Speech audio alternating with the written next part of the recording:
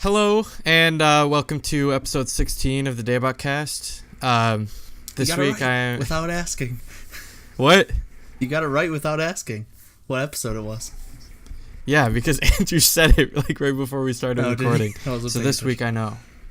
Episode 16. This week I'm joined by Nate.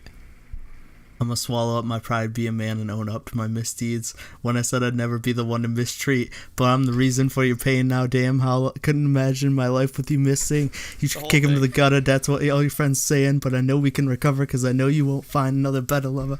Ain't nobody perfect, but we perfect for each other. Hey! I ran out of breath in the middle of that, but whatever. Gotta start getting that English lyrics going. Dude, no lie, I've been listening to the English version like on purpose. So one day I literally only listened to that song. So I listened to it 50 times in one day. God, I need to, because I still need to add it, because that's probably going to be important, because they are probably going to sing the English version at Toronto. For sure. Definitely. So, I bet what they're gonna do is open with the Korean version and then close with the English version. Yeah. Or maybe they kind of do maybe they do half and half, or they split it. Oh, that'd be cool if they switch mid song. Like mid song, they just they're speaking in English now. Either way, I cannot wait. All right, so on to business. Probably introduce Andrew. Now we have a big announcement. No, you should probably introduce Andrew. Andrew, that was my introduction. You can introduce yourself now. All right. Okay. So your three things. All right. Number one, playoffs are killing me right now. It's been from Saturday to yesterday. For basketball. Yeah, basketball and hockey. The Bruins and the Celtics lost 5 straight consecutive days. I am an angry human being for this whole week. I've been yelling at my TV and everything. Oh God. Just look over at your shrine of Tom Brady, and it'll make you happy. You think I'm joking, but I'm right in front of me. I actually have a poster of Tom Brady. I have a giant fat head of Tom Brady. I look at it every day, so I touch it every day for good luck. He's just like Tom Brady every day. Now, number two, we just recently legitimately happened right now. We got the KCON announcements. So at KCON New York, we are going to be getting Highlight, or the artist formerly known as Batoost, and Batoost and SF9 are going to KCON, and they announced the ticket prices, which are god awful ridiculous considering, as usual, freaking $1,500. Let's do it. Yeah, $1,500 for the most expensive, which can it's buy you a plane ticket. But you get to meet the groups backstage. You can fly all the way over to Korea for that price. I don't know why. No, well, you can. Yeah, fly to Korea, go to free concerts, Nate did. Yeah, exactly. Yeah, so I don't know why anyone. Just live in the subway. You don't need to buy lodging. Do they have any do they have those capsule hotels in Korea or no? Yeah, they do. No, I saw a guy in the KF group on Facebook. He's studying abroad in Seoul, and he's living in a pod hotel. Yeah, that's what I do. Really? I don't need that much room. I don't need privacy. They don't give him a dorm. I guess he said he's going to Korea University. Yeah, well, Korea University sucks. Oh, it just is that your inner Yonsei student? You're Yonsei, right? But yeah, well, I told you we have that giant rivalry. You were there for all of one semester. Thing. How can you have so much school pride? Because I don't know, why not? Okay, it was the best time I had ever. fun there. Yeah, that's true. Just a side note, Dean announced his U.S. tour. He's going to be in New York the same day that we go to Toronto for KCON, so I am very K-Pop Con.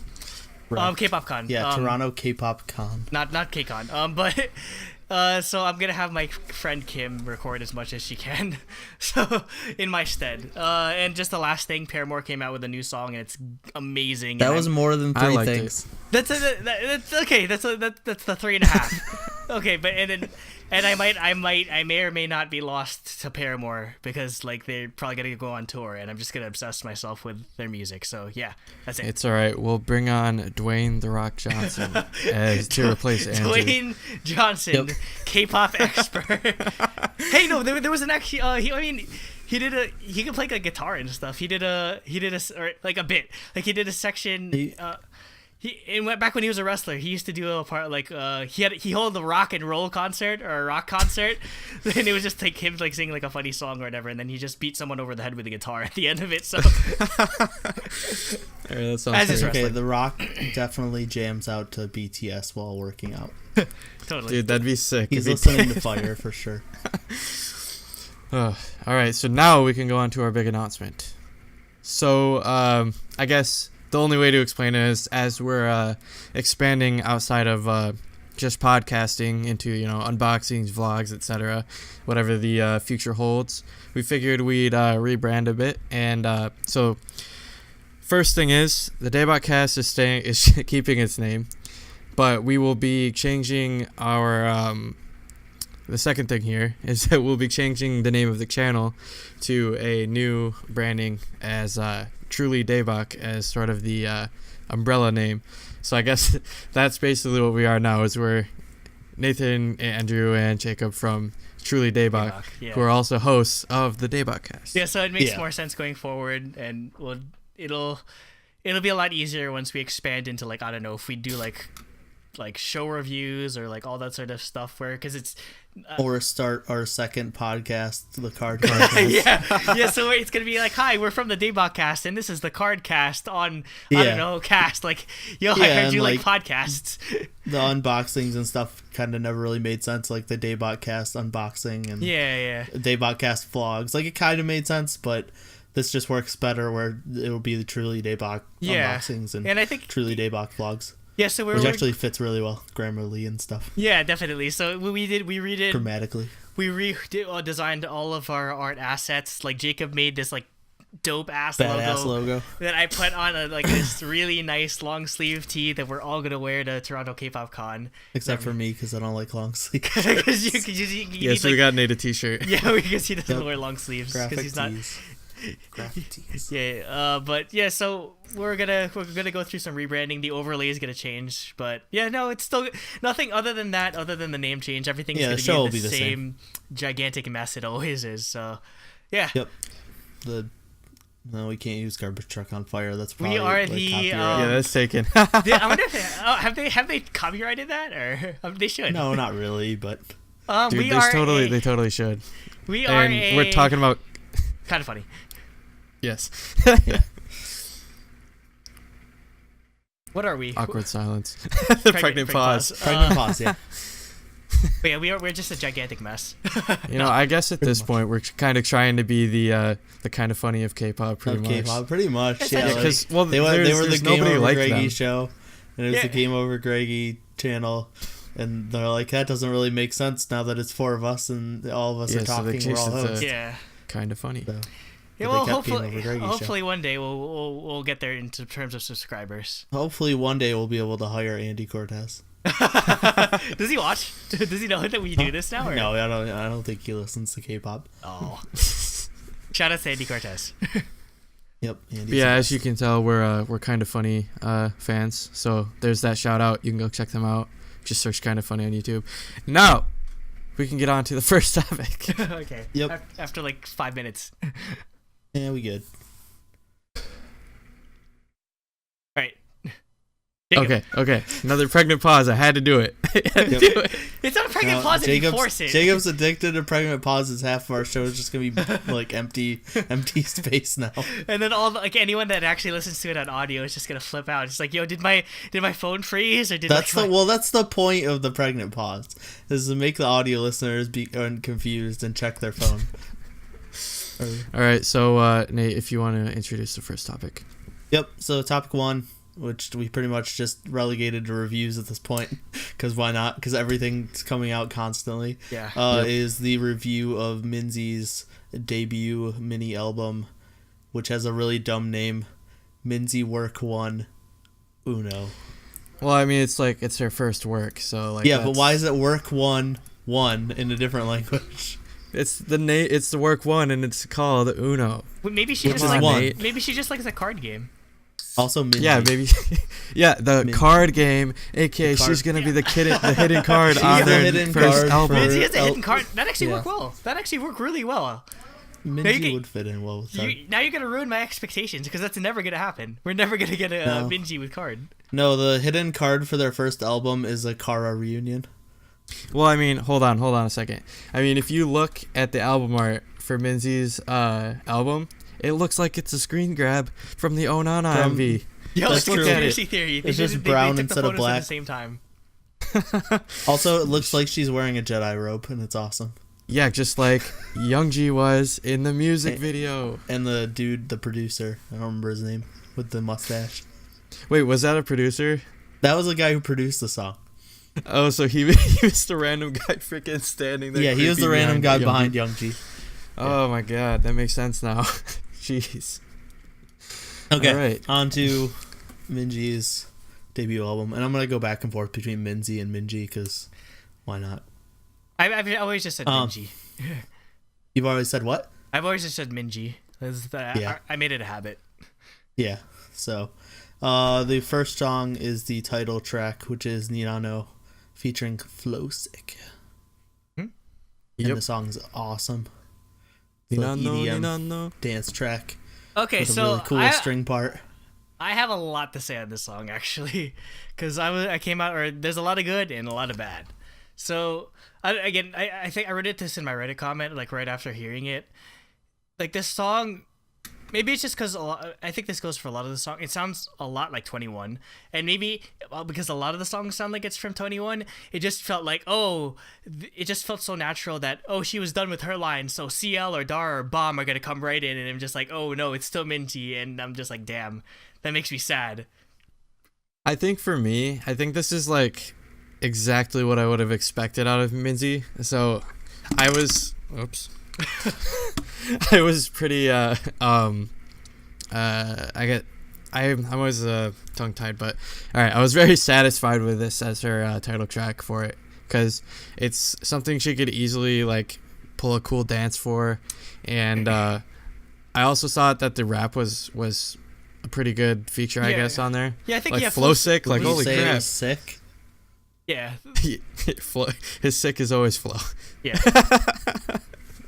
Yeah, well, I mean, I like Flow 6 rap, but I think getting back to Minzy, I guess, like, what were you gonna say, Nate? Oh, I was gonna say, I guess I don't have that problem because I wasn't a huge 21 fan. That's like, true. I like their singles, but I didn't follow them a ton. So to me, this was fine. Like, I wasn't looking to hear the rest of them. Yeah, I don't know why it's only with this, because again, I've listened to 21 probably like almost like very extensively from like every album and everything. So I've heard CL solos, I've heard Dara solos, I've heard Bomb solos, and I never really got that sort of feeling that it feels like something's missing here. But for some reason, whenever I hear this song, it just feels so natural that that Dara or CL or Bomb would just come right in and with their verses and everything. So I don't know, it just felt weird. The choreography, I thought the choreography was excellent, because I mean, obviously that's Minji's specialty, the dance part. And again, it's pretty easy to do a choreography, because the whole vibe of the song is just like a reggae type thing. Like, I guess with Flowsick, it kind of sounded like he was doing like his best like Sean Paul impression, like Sean Paul featuring verse sort of thing. That's kind of like how Flowsick raps usually, though. Yeah, like it's definitely his style. He is the Korean like Sean Asiatics. Paul. Yeah. But when it comes to, if there's one thing I have to say about the vocals, it just felt kind of flat, or it felt kind of uninteresting at times. Or I think the verses are fine. I think it just like the chorus just kind of felt like it kind of like you'd rather hear like R&B Minzy from like something like Lonely or Ugly or something like that. Not just that. It just feels like it. The chorus didn't seem interesting, or again, like the vocals seemed sort of monotone-esque. And I know like you do, it's partially due to like the singing style you need for like a reggae type song, where it doesn't have too much, there's not that much fluctuation in the sort of like range compared to like a 21 song or like a 21 ballad where they just like all high notes and everything. But I don't know, yeah, like I felt like underwhelmed by the song in a way, and I kind of felt disappointed, because I was expecting, or I was so hyped for Minzy, because I know how talented she is. So I don't know, maybe I overhyped myself too much. Yeah, I think also because this is the only like 21 solo project since Yeah, I'm pretty sure Lifted came out before 21 disbanded. But nothing has come out since. Like, this is the first thing since they've disbanded, so everyone's got like they're like really hyped up. So I could easily see maybe like overhyping it or something, but overall I was really satisfied with it. It was what I was looking for. So like you said, like with the reggae vibe, reggae is a very like simplistic and like bare bones, I guess, genre, where it's not too intricate, but it always works. It always works well. Well, not always, but you know what I mean. For artists who are good at that. So I liked it a lot. I think the consensus is that this is a very safe pick for the title track, where it's very much, it's familiar territory for both Minzy in terms of like what she did with 21, and the choreography was sort of almost like the feature, because again, like reggae is just a lot of reggae, or like Jamaican style music is a lot intricate, like her focuses a lot on the dance parts just as much as like the vocals. Are you waiting to like open your go ahead, go right ahead. Okay. But it seemed like this is like the safe option that they chose. Of all the songs that they picked, this was the one that they wanted to pick, since it seemed the most like 21-esque, or like the most familiar to what people like previously heard from Minzy. Not only that, but I could totally see this song being like freaking bumped at a club, like with the bass line in the background. Yeah, that's what she was going for. But if there's, and just like one last thing about it, like Minzy has aged like a fine wine. She is, oh god, she's really, definitely. Pretty. Like I think, well, actually no, like all of 21 looked kind of derpy at the beginning, because again, granted, everyone. Well, that's because their style was ridiculous. Yeah, like 2000, man, like YG did Dara's hair, palm tree. Okay, I like the palm. When I was growing out my hair at first, I kind of did the palm tree first, but like their styling could get ridiculous, but like definitely as Minzy grew into like an adult, because remember she was like 14 or like 15 when they she was the same age as Somi. Yeah, she was 15, so she was ridiculously young, and she still had such a baby face, but no, she's definitely growing into such like a really like beautiful woman. It's amazing to see this transformation. Yeah, when I first noticed that was when it was back in like 2014 when Epic High came out with Shoebox. They did like live performances of all the tracks on this show. It was like in like an underground, not underground as in like underground rap, but like underground like live hall. And like Minzy came out and did the singing part for Happen Ending. I was like, oh wow, she looks great here. Like that's the first time. I think I start to notice around the I Love You era-ish, because that's when they started or like when they did those singles during that one summer. I'm just like, yo, Minzy grew up. I was just like, yo, what happened? She cute. Yeah, like Falling in Love and Do You Love Me and Missing You. Yep. Yeah, it was great. Yep. One last thing is I just love the string part in the song, like always. I like the it's like a Bollywood type string arrangement sort of thing. Okay, so next song is Superwoman, which is like an EDM anthem. Okay, for this, it's been good. For this, like, sort of, this sounds like something off of like the 21's like first mini album. That's what it reminds me of. Like their debut. Yeah, their debut album. Like, like In the Club. That's the song it reminds me of. In the Club. That's such a funny song. Yeah. But yeah, this song's been stuck in my head like almost as much as Houdini. I've seen an argument that this could have been a title track. Yeah, it definitely could have. And there's a dance MV on 1The now. Oh, okay. I already saw a bit of it. And it's really good. I didn't even know they had that. I gotta watch it. It's pretty simple. Yeah, I linked it yesterday, but it probably got buried. Is it like Tan's like Why? Like how it's pretty simple like that? Or is it just like a background and like cool they're like on a rooftop or something, last I checked. Yeah, it's just them like dancing on, and like it's just one shot. Not one shot, but like one like what am I thinking of? Like one scene or whatever. So it's in like a cool location, kind of like J Park's All I Want to Do. And it's just a dance, just without 1 million. It's almost a dance practice without it being practice. Yeah. An all right, cool. But I mean, but it's good. Yeah, it's simple. I think I like the vocals a lot better in this song, but didn't stand out too much to me, but the song's still pretty good. I can see again. I see why people were asking for this to be an actual title track. Oh yeah, I really like this song. I love the vocal sample they used. Or like the chorus, like Superwoman, like that sort of thing. Yeah, that comes after. That's almost that's almost Beyonce-esque. In a yeah. Like the pause female, and then just goes like into EDM that. female power ballad. That's the sort of like vibe the song gives off. Yeah, definitely. It's awesome. Yeah, for sure. I like it a lot. It's probably my favorite song. Next is Ing, I-N-G, however you want to pronounce it. This reminded me a lot of 2NE1. Yeah, no, this got like an island beach reggae style song ish, like dance song. The beat was nice, yeah.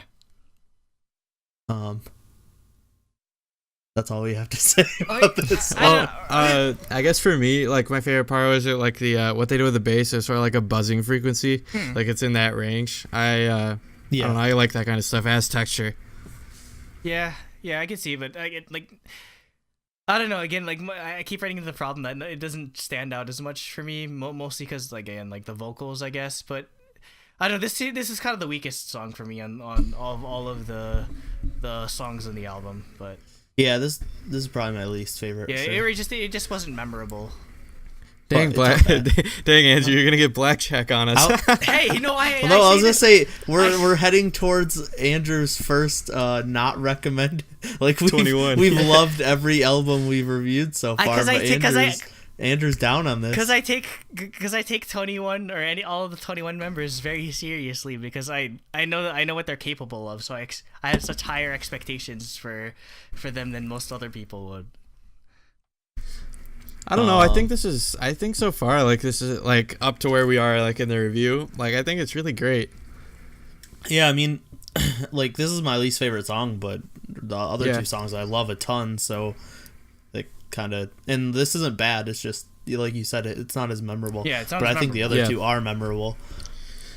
Yeah, and I'm playing them on repeat like constantly. But yeah, we can move on. Next is Flashlight featuring Jay Park, which is like an R&B duet song. Very chill. When I saw Jay Park on it, I was waiting for freaking I need a shot beat. Well, Cha Malone didn't do the thing. I think Jay Park produced himself. I was waiting for it, but it didn't happen. I was dang. You can tell that Jay Park produced this song because this sounds like an AOMG type sort of song, and this is probably my favorite song on the album because I'm such a Jay Park like stan or whatever. But no, I think her voice works really well in this sort of like R&B style. Yeah. Though definitely. Again, for me, like the vocals weren't all too impressive, but again, you don't really need to. I don't think you need for like every R&B song needs to like go like be like a vocal like display or whatever, or like a vocal range display. But I think this song is probably like, I guess most or actually no, not this song. The next song is most of what I wanted, but I get like the latter half of the album is sort of where I started to enjoy it more because like starting at this song. Yeah. I think for the most part, everything is basically like a very like marketable, I guess, tracks. Yeah, like you could play them on the radio and it'd be really easy. Yeah, very much radio friendly sort of singles. Yeah. Yep. Next is A Beautiful Lie. One more thing about the Flashlight song. I like Jay Park's like sing rap. It was interesting. Yeah. Well, I mean, yeah, that's Jay Park doing his like best like Drake sort of impression type thing. Yeah, where he produces and features and does sing rapping. So yeah, I don't know. I liked it though. It was good. Yeah, no, can't complain about Jay Park. No, yeah, Jay Park's great. Next is Beautiful Lie. It's a ballad. But I think it's a ballad. I surprisingly I like this song. Maybe because I like it a lot. This probably reminded me of a 21 song, but in a good way. Where I think this is. Yeah. I think of all the songs, I think Minzy got to showcase her vocals like the most on this song. Probably because it's a ballad. But again, this is sort of what I wanted out of like the whole or what I wanted out of the whole album, because like there's Andrew wants ballads. Not just ballads, but like more showcasing her vocal range more, because I know it's there. I hear it a lot, and I hear it in a lot of like 21 songs. So like, I guess that's what I was expecting more. Because I guess the thing is, you're not gonna get it as much in dance music, which is a problem. Yeah, I know. guess. I guess that's the thing, because we're like, obviously she's a dancer first and a singer second, ultimately. Yeah. Where most of her music is obviously going to be dance tracks. So I understand that, but like again, like I just know that the talent's there, and I guess like the thing, I don't know how to word this exactly, is that like I feel like she's being underutilized in a way, but her potential is being underutilized, or by not showcasing this. But again, I know that she is mostly known for her dancing ability, or for making, so it's not surprising that why they would push the dance tracks as opposed to like the ballads that like sort of everyone else does. So I understand why they structured the album this way. Yeah, for me, I think this is probably my favorite song. It's just because it's just a really, really good ballad. And yeah, it is really good. Like for ballads, it's like if it's really, really good, like I love it. Like I love really, really good ballads. I can listen to them over and over. Yep. Yeah, it's got a great string section, and like I was saying, or like Andrew was saying, pretty much hit the nail on the head for me. Is like this felt like a good 2NE1 song, and like ballad in a good way. Mm-hmm. She uses that same vocal style that she uses for 2NE1 ballads and stuff, and it sounded very familiar, in a good way.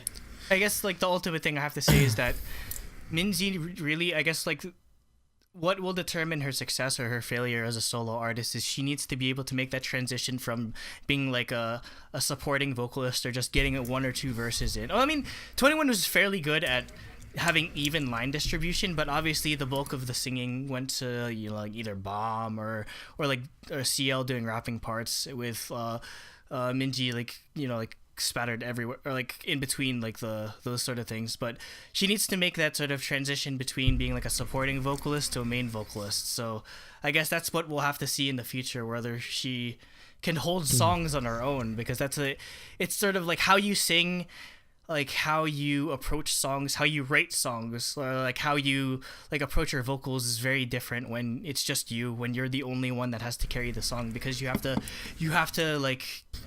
incorporate, obviously like the lows, or like the low parts of the verse, or like the highs of the chorus. That's all on you now. It's you don't have Dar, CL, or Bomb to help you out with that. So I guess that's the ultimate thing we'll have to watch going forward.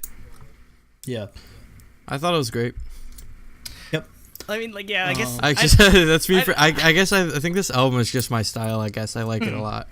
Like this style of music, I suppose. I mean, like, I don't hate it. It's just, again, I was expecting more. If I were to do the Anthony Fantano like school of rating music albums, I'd probably give it a light 6 to like 7 or something like that. I don't know. That's how he does it. I'd give it I'd give it an 8.5. I liked it. Yeah, I was gonna say I'd give it an 8.5.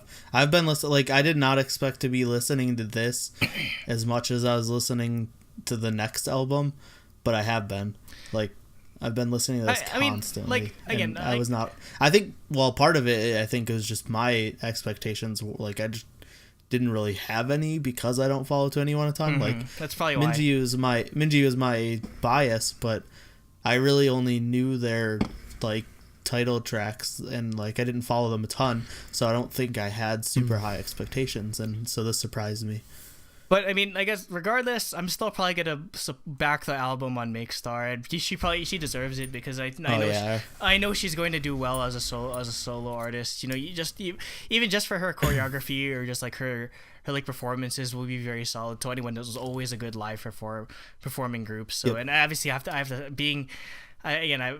2NE1 was right there at the very beginning when I got into K-pop. So I mean, I have to support Minzy, even if like, I guess it's tough love, where I didn't like it as much as I thought I would, but again, I expect more, but I'll still support her. Yeah, and that's a good thing to bring up, is this is a Make Star album, so you can back it. Probably, I'm not sure when it ends. We'll put the link in the description. Yeah, we'll put the link in. And yeah, you can get there's different tiers to get different like levels of things. You'll get a signed album. Does she give a ringtone? And no, you can get a photo card set. Damn, I'll check. I'd pay a lot of money to get I think we're gonna save this for the actual, because yeah, we're gonna do a topic on Makestar. But yeah, one of the popular Makestar thing is it's like an MP3 track that you can use as a morning alarm, and it's like whoever like the member is saying good morning to you, and I'm just like, yo, how much money do I need for that? How much money do I need to throw at this Makestar to get Minzy saying good morning to me? Yeah, she doesn't give up. That's not one of her options. Oh. So like $45 will get you a thank you video, signed album, and a 3-card photo card set. $90 will get you that plus a pen with a Minzy logo, like a exclusive Makestar pen, and then a slogan. It says a slogan, Minzy slogan. I assume that means like the towel, like maybe the sign, or like yeah, like what I have. The small ones, like what I have. Okay, for that makes sense. I assume, but it doesn't actually say. It just says slogan. Is that what they call it, or do they not call it sometimes? Towel? Okay, I don't know. I think they're called slogan towels. Okay, that makes sense. But yeah, I'm not. Which is weird because they use because one of Laboom's the tier after me, you could get a Laboom slogan towel. So I think they just forgot to write towel. Yeah, you should back it. Oh yeah, one more comment. Oh okay, yeah, was it about the last track? Yes. Yeah, okay. So and finally, the last track is Anita No with Flow 6 English rap, and I think I'm just gonna go ahead. I think for the English rap, I think his flow is more sick. I was gonna say, if I wasn't told it was an English rap, I wouldn't have noticed. It's so hard to understand sometimes. Like his voice is so deep, like Sean Paul. It's just like his voice is very hard to understand while he's rapping sometimes. So if I didn't know it was English, I probably wouldn't have noticed. I probably would have thought it was Korean and nice, though. been confused about why there was another copy of the track on the I liked it. His English is okay if you could actually understand it, but yeah. But yeah, it's the exact same song, just with the English. I'm not sure where he's from. I think he's from New York. I'm not sure though. I'll check. I'll check. He's either from New York or LA. That's where they're always from. But I'm pretty sure he's from New York. Yep. If I'm not mistaken. NYC. Yeah, New York? Mm-hmm. All right. Yeah, I'm pretty sure I looked that up when I saw Ung Freestyle, because, yeah. So, yeah. And I guess now we can go into topic 2 from there. Nate, I guess we'll start with your topic as we usually do. Yeah, I figured we would just do them back to back. So topic 2 is another album review, because I couldn't not review this album because I'm an honorary producer. So write that on your resume. It's Laboom's new mini album, Miss This Kiss, which is another Makestar. Another thing you can write on your resume is that you were Man of the Year in 2006. Yeah. Because everybody was. That's true. So this is another Makestar album, so you can back it. Looking, it says there's 12 days left, so by the time this goes up, there'll be like 5 or 7. There'll be something like that. Okay, I gotta get on that. And if you go on the MV, you can see Nate's name at the end. Yes, at the end of the music video, you can see my name in the list of honorary producers. You can also see Nate's name in every reaction to this video. Yep, I don't know. Some of them might cut out before that, but most of the ones I saw didn't, so it was pretty cool. And you can also see my name in the album credits. Is it in the physical album? Yeah, you get that too. You get honorary producer on the album credit. Yeah. Oh, that's cool. I need to get around to backing that before it ends. Yeah. So Laboom is my favorite not popular group. Yeah, I mean they're not even unknown at this point, but yeah, just lesser known, not super popular, not winning first place in music show groups. And like middling group, basically. Yeah. So yeah, we'll go into it. The first track is an intro, And I like the intro a lot, actually. Laboom has amazing intros. Like, if you go listen to all their albums, they all have a fantastic intro. You don't really hear. I need to go back and listen to their albums. You don't really hear intros in K-pop or K-pop albums all too often. It kind of reminded me of, because Perfume does the same thing where they just have an instrumental intro that sort of leads well into the first track. So yeah, I liked it. I like the I like the instrumentation, just like really fun, upbeat, which is like kind of what Laboom is. It sets the tone nicely. It has a party like atmosphere. Yeah. It's like a slow motion. Yeah, Laboom. The party. It took you so long to catch on to that. Jake. Yeah, it did. It actually does have a party like atmosphere. Like, I can see it being like a montage video of a party playing slow motion, like for a TV commercial, and they're just playing that in the background. Yeah. Yep. Yeah, so definitely if you like this, go check out their other albums because they all have great intros. And the next track is Hui Hui, which is the title track. So this is the one you can see my name in the music video. But it's just like the perfect example of a girl group like dance pop song to jam out to. Can you guys whistle? Because I can't whistle anymore. Yeah, barely. It's really high pitched. I think I stopped. And quiet and airy. I think I actually. But it wasn't until I got my wisdom teeth removed that I wasn't able to whistle. Because I used to be able to whistle like when I was younger, but. Oh, I can whistle like songs and stuff like. Yeah, I don't have that much control over it. Yeah, but I'm just saying, like, when I bring that up is because the whistling in this song it's dangerously catchy. That's all I have to say. It is really good. Oh, it really is. Like this song is the epitome of dangerously catchy. Yeah, our friend Nico on his channel, he said like, dude, anything with whistles is gonna be good. I was like, dude, you're right. Yep. Yeah, I was thinking of that. Oh, go ahead. Go. Plug him. I was gonna say, check out Nico Cuevas on YouTube. He does reactions and stuff. Nico says things. And he will. You might already know him at this point. He might have 1,000 subs by next week. Who knows? He's getting like 100 subs like every 3 days. Well, because he does reaction videos. It's crazy. So, but he has a good channel though. That's why. Yeah. But no, like what I was gonna say is that at some point we need to make a top 10 list of like the best K-pop songs that have whistling or something like that, because it seems to be prevalent in a lot of songs. Troublemaker is required. Well, I can't do it. I can't do it. Nice try. Like that's probably like my one musical detriment, that like if I were ever to make like any music, I can't whistle. What am I supposed to do? That's like really important when you're like doing music, like whistling. You can just ask me, and it'll say featuring Jacob on it. But yeah, the song is amazing. Like we said, the whistling is really good. It's a really like standard, amazing girl group pop song. And the choreo is really good. ZN looks amazing. Yeah, they all look amazing. All right. When you watch the MV, wait for 3:13. It'll make your life. Jacob is obsessed with ZN's face scrunch. Yeah, it's like I can't do it, but it was great. Like like arrow straight through the heart levels of just, oh my god. Like she even does it during the live performances too, right before the end. I was like, just like done. Yeah. Hashtag done, man. But I don't know what's going on in the music video, by the way. I don't care. The colors are amazing. They have like really like they have the dancing parts obviously, but then there's like the parts where they're sitting on the bleachers, or like one of them's in a coffin or something, like a vampire. I'm just like, maybe this has to do with the lyrics, but again, I don't know. I don't understand Korean, so I think it was just different like fun sets they could do. They each had like a role. Well, I mean, I don't think there was really. It's not a BTS music video where with 8 layers of symbolism. Or like Card, where you have to do like an analysis video of it. I think it's really like just a good example of like a K-pop MV, basically. Yeah, it really. Yeah, is. that's it's. Like, what I was thinking about it is it seems like something like that would follow the trends in like early 2016. Yeah. But that's not a bad thing, because they always would do like the nice bold color. Like they're still doing it now, but I mean that was really like like when bright it started. Colors, like what Jonghyun did with She. Yeah.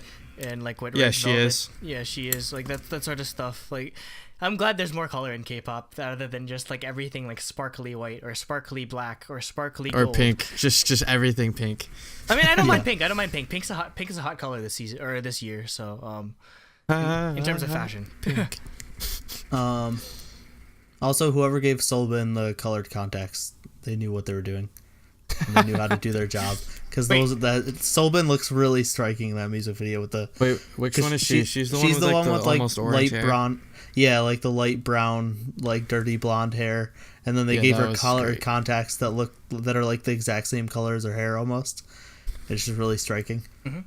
And then also So-Young kills it on improvs, and because I love So-Young's voice and she's my bias. I need to learn all the members and listen to all the albums after this one. Yeah, no, I'm really high on Boom after listening to this because this is really Fantasy good. You'd love Fantasy, Andrew. That's one of their songs. That's one of their just album songs. Okay. I'll look it up. It's super electronic, upbeat, fun. Okay. And I love it. It's my favorite song. That's all I need to hear. It really seems like they get slept on. It sucks, but hopefully, yeah, I heard they're blowing up after this album though. Yeah, I hope so. Their fan chants aren't too bad. Like it seems like they do have a lot of fans.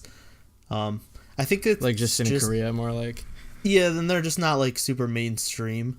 They still have they have like hardcore fans, but it's not like everyone on. I think it's because nobody really knows their label. That's why. Yeah, they are. Yeah. Like I checked. Well, they're split too. Oh wait. They're really? Double contract, like two different companies. Like Source Big Hit did with Glam. Well, it's even different. It's like Hello Venus was originally two different companies. Yeah, it's NH Media and Nega Network. I don't know either of those, but NH Media. Nega Network used to have Brown Eyed Girls. Oh, okay. I think Brown Eyed Girls is under a different label now. They left. NH Media also has UKISS, so that's the only other... Yeah, and then UKISS. Solbin was actually in one of Brown Eyed Girls' music videos like a long time ago. Really? Just as like an actress. Okay. Like, drama music video or whatever. But yeah, so they're project group, so that's part of it. Just, yeah, and both of their companies aren't super big. But yeah, definitely check out Laboom. Yeah, really good single. Next song is Story Travel, which is like a swing song. It reminds me of Holler. I freaking like it. It reminds me of Holler by TTS. Or like what I was thinking is like with that whole what year was that like Collar? Holler was 2015. Okay, so yeah, 2015, 2016, like that whole it seemed like that whole swing cabaret vibe was popular. Yeah. Because I mean, that's kind of what a lot of Girls' Day was at that time as well. Yep. Holler was 2014. Oh, it was? Okay. Jeez, I'm on iTunes right now, so. Because like during the reviews, I like to listen to the song while we're talking about it, so I actually know. Oh, yeah. Like, because, sometimes you can get them mixed up and whatnot, so. Yeah. Yeah. But no, I think that's probably where I thought the song was good, because it gives me a lot of those, like, or I like that sort of style of song when it comes to girl groups, so. I'm sure this would make a really good like live song as well in terms of choreo. So yeah, really solid song. Dude, I could totally see it being I think the choreo would be similar to another like I guess comparison to TTS would be like the choreo for Adrenaline, if anybody's ever seen that with that's so good. The Adrenaline choreo is so good. Yeah, it's great. So I really liked it. It's like you said, Nate, it's like a nice like retro swing feel. I don't know if retro's the right word because that's like 1940s stuff, but you know. But yeah, there's like lots. It's like big band. There's lots of brass. Well, and it's big band, but there's trap beats. Yeah. Which I like. For modernization. I love me some trap beats. Yep. Yeah, it's really like I marked down. It's really different from anything Laboom's done on any of their songs. Okay. So it was cool to hear this from them. At least off of the top of my head, I couldn't remember them having a song like this. Yeah, it's really good. Next is The Light, which is a ballad in the exact style of A-Pink, which is what made me fall in love with the Boom. Is they? Yeah, it actually is. They're very much like A-Pink. And Nate, it has English in the beginning. It had, actually, Yuli's rap was really well done. Well, or no, English is the next song. Oh, what? The next song is English in the beginning. Yeah. Whoopsies. But no, in The Light, even though it's like an A-Pink ballad, Yuli has a rap in it that actually felt really well done and like didn't feel out of place to me. That I remember, which is really good. Did Laboom usually do raps or? Yulhi is the rapper. I mean, they do that type of rap where it's that. Okay, so like girl group rap, where like they just like like Twice, like what they give Chaeyoung. Okay. To do, like that, sing style rap, happy rap. But yeah, type this of is stuff. this is sort of your.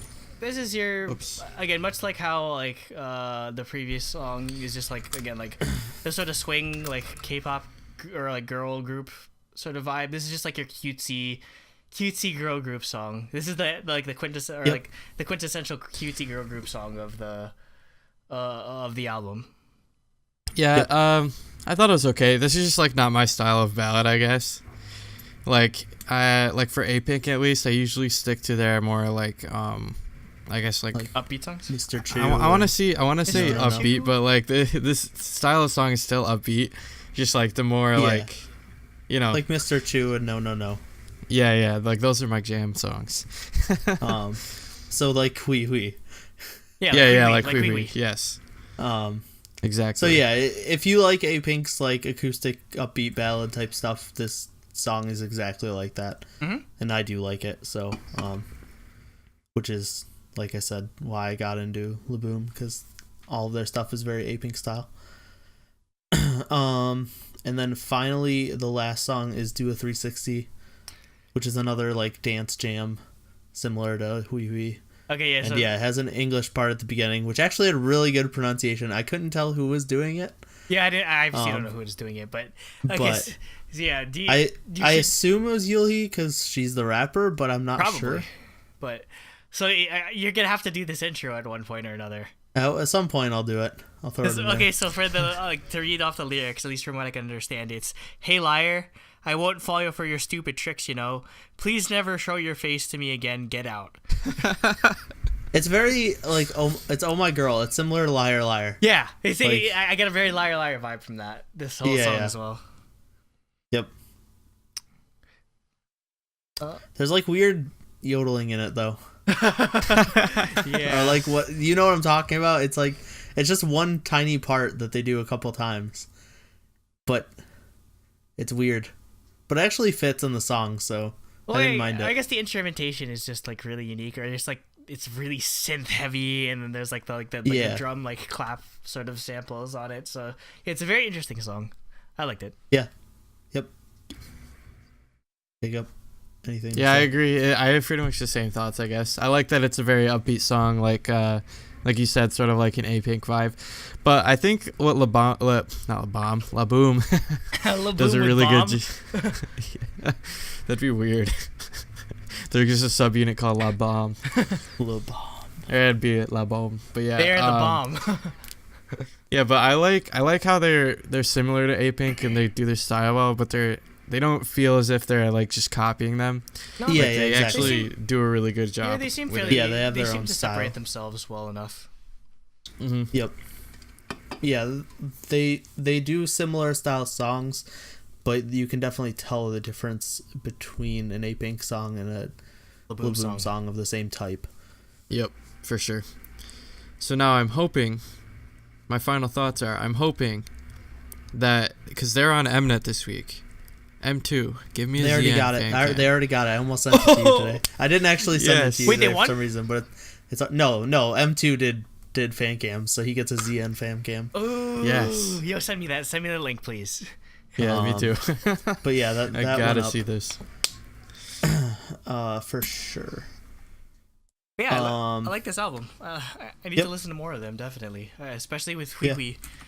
Have they performed in the U.S. yet or no? I don't think so. No. I think they'd be. Bring Laboom to K-Con. I would love too many girl groups at New York already. So. No, they had 3 at LA. I will not stop that's until too they many. get 3 that's girl too groups. many. That's too many. It is not. That's too many for KCON. There can never be too many girl groups. Because again, it was only like last year for New York, it was only like 2 girl groups and like 4 or 5, or everything else was a guy group or like a guy singer. So I disagree. Actually, no, last year at KCON, it was just Ailey and then Mamamoo. It was just one girl group and then a solo singer. Yeah, but then they had 3 of them at LA last year. That's true, I guess, but They had TTS. They had Twice and GFriend. Go They're groups. spoiled rotten. Guy groups run the world here in the West, so they got that's why they can afford to sell friggin' $1,500 tickets. Cause they Freaking Diamond. Yeah. Whoever buys that, I need to do an interview with them. I'm like, what do you do for a living? What do you do for a living? What do your parents do for a living? And I mean, I could afford it, but it's not worth it. You wouldn't do Diamond. Like, no, Huh? for you to do Diamond at KCON, it'd have to be like an SNSD reunion. I was gonna say, if SNSD goes, I might. No, I wouldn't, but it would be tempting. I mean, Twice is already going. So. I can't afford. That's true, exactly. Twice is there. My wallet's gonna be crying by then already. So. But yeah, back to Laboom. So yeah, definitely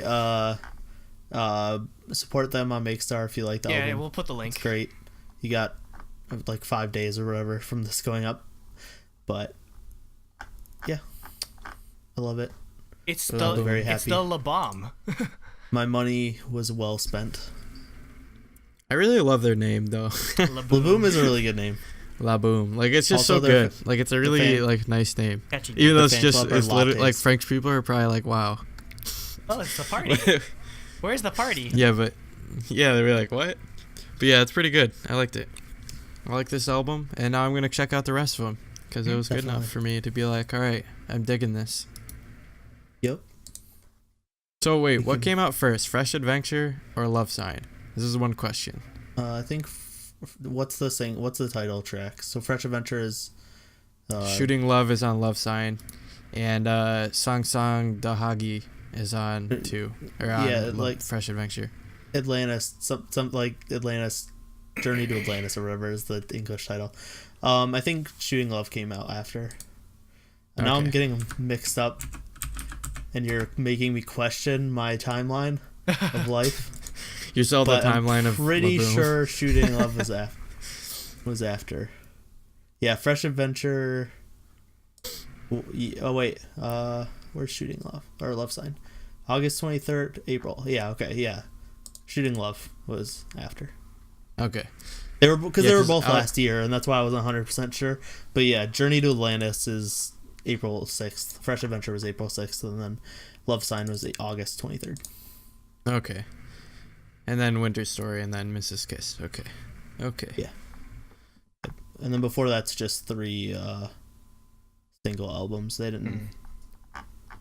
Like, Love Sign was their first EP, even. It was all singles before that. All right. So, I guess we can go into topic 3, if Andrew wants to take it away. All right, so mine I'm going to title The Most Insane K-Pop Idol Gifts. Okay. Oh my goodness. Especially since there's laws against this too.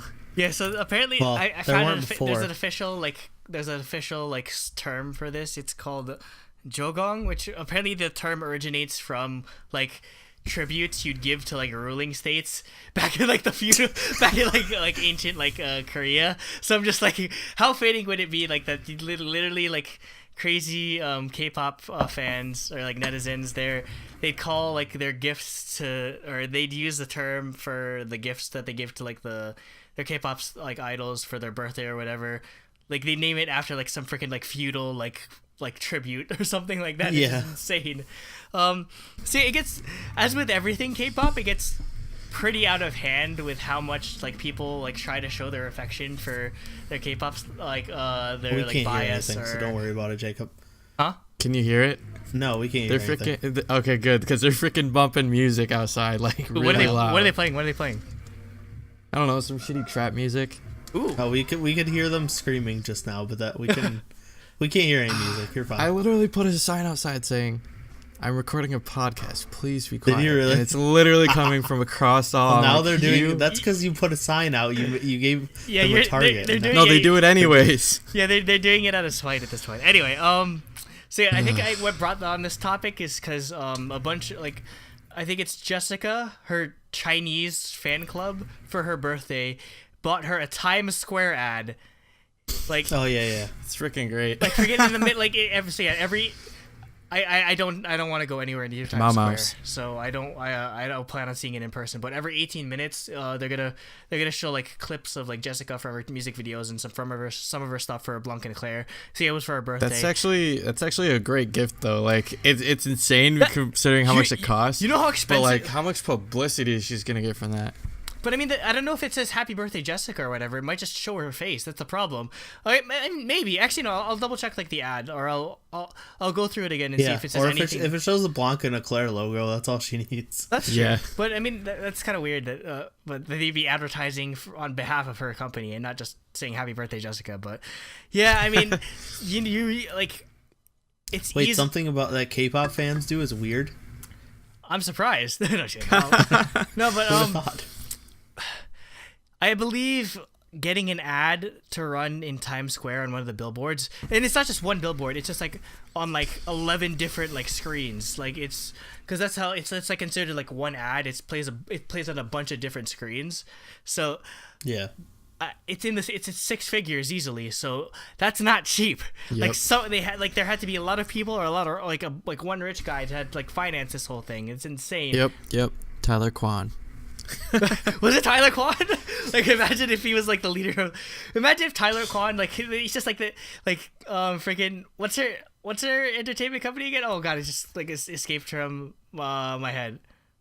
I mean, who are we kidding though? It couldn't have been him. Did you see the video he made for her on her birthday? That's true. It was like just so like. Imagine. I'm just saying, it's like man. imagine Tyler, like imagine like him setting up like this entertainment agency. It was just like the biggest like scheme ever because he was just a huge Jessica fanboy, and that he wanted to just like let her do her own thing or whatever. And and he's ruining playback. Hey, they're coming back. You can't. Hopefully. Remember, they're coming back. Hopefully, knock on wood. Maybe, who knows? Maybe by the time this comes out. Please, for the love of God. And they have a really good vocalist now. Mm-hmm. I mean, they already had really good vocalists. Well, she is so good that she auditioned as an idol trainee, and the JYP's like, "You're too good for this group. You're gonna be put in vocalist now." Okay. Well, wait, they have an idol group? What does that mean? Like visual, basically? Well, it's sort of like a combination. It's like would you be good as an idol? Would you be really marketable as an idol? Like, so people who are like good at dancing, singing, are beautiful, everything. Yeah. Okay. Oh yeah. So another like ridiculous present was EXO fans bought Sehun a piece of land in Scotland. So I mean, obviously, like realistically speaking, it's just like a really like it's probably about the size of it's like a square my table foot or whatever. Yeah, because they just do it for like ceremonial purposes or just to make money. So it's only like I don't even think I don't even think it's like recognized, like it's not even a real thing. Yeah, it's probably just some company that's like, hey, like you can buy this star. No, actually no, but I think I think like an asteroid up in space. Whoever obviously I think whoever owns like or like the city is the one that does it. So because there's a certificate that says this land belongs to Lord O Sehun, who is now known as Lord of Glencoe or something. So Sehun is officially a Scottish lord now. So we could just like if you ever meet Sehun, you could just say like next week. Remember, I'm going to the EXO concert in a couple of days. I'm gonna call him Lord Sehun. Dude, you should have a sign just like that's really tall, so it my lord. Shoot anyway. And it's just like Lord Sehun. Yeah. So yeah, again, these can get fairly ridiculous, and it got to the point where there's a law against it in Korea where. I forget the. Well, it's not really because of gifts to idols. It's not really meant for them. It's just a bribe. It's a law against bribery ultimately. Yeah. Which I'm sure there's a lot of considering like the huge company. Oh, what happened with the president and the companies? And or like stuff. the chaebols or like LG or Samsung where like they take a lot of bribes or whatever. So that's probably why. But the law is called the King Yon Ran law, where basically if you make any sort of bribe, it doesn't even matter if like you're doing it as a favor or like returning like a favor or something. If the bribe exceeds 1 million won, automatic 3-year jail sentence. Like no excuses. Obviously that's contingent on you being caught. But yeah, so that's the. I think you still get some sort of penalty even if it's over like $50. Really? Yeah, something like that, like 50,000 won. I think it's like a small fine. Man, I mean, I understand why they do it, but staying like that's probably an easy way to make money too. Like for the government to be like, Uncle Sam gotta get their own, man. Even in Korea. Yes. So like I saw like a video. It's like Jisoo from Blackpink. She was in like their car, but she had the window rolled down because there were fans outside. So she was like talking to them before they left, and a lot of the fans were trying to give her like gift bags, and she was like really reluctant to take it. Unless it was something that was really small, like a notebook or a pen or something like that. Yeah, because obviously they might get in trouble. Or like, I think like most idol or like the agencies are just very strict when it comes to what they can receive now, because they're not trying to get fined or like get their artists or get jail time for that sort of thing. Well, I mean, definitely considering YG, like they're the whole curtains being dropped down on them recently. Okay, so because that thing. Has anything developed with that or? Well, you mean like the whole being like involved with the president and whatnot? Yeah. No, I haven't seen anything else, but also like how strict their policies are.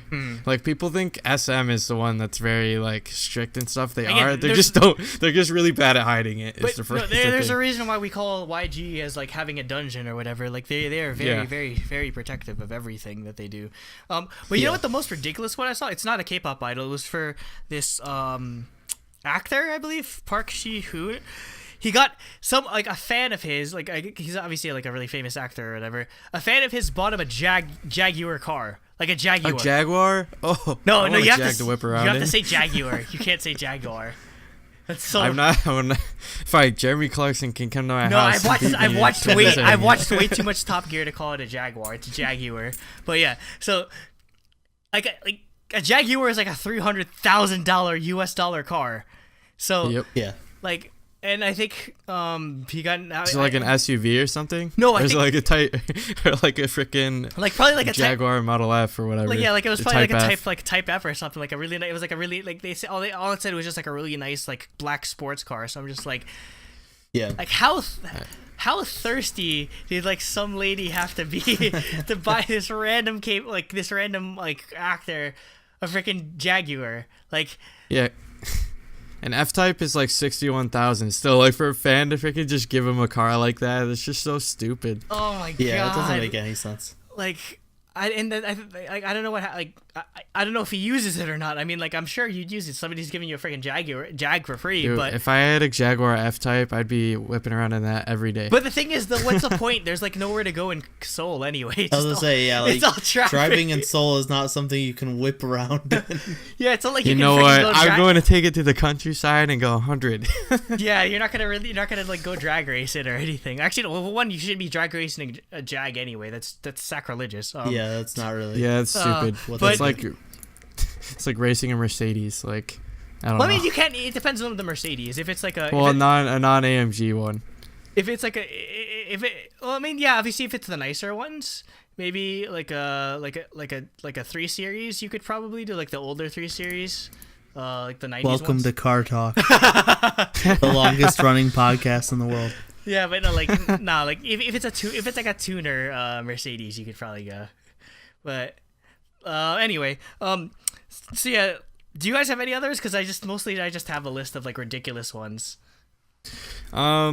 Mostly I just had like, I guess, notes on like basically like how it's illegal and stuff like that to do stuff like that. I guess we could also talk about like how again a lot of it's not just one person. It's just a lot of it's organized by like organized fans. Yeah. Like the fan I think that's why it's allowed Films. to do those big ones by fans, is because it's literally it's like tons of people. Yeah, but still it gets pretty dangerous considering again a lot of the people doing this are like 13, 14, 15, 16. So like they're working their part-time jobs and putting all of their money into giving this like extravagant expensive gift to a rich person, like to the idol that can probably afford it. Yeah, exactly. On their own. I mean, like, how many cars does Taeyeon have?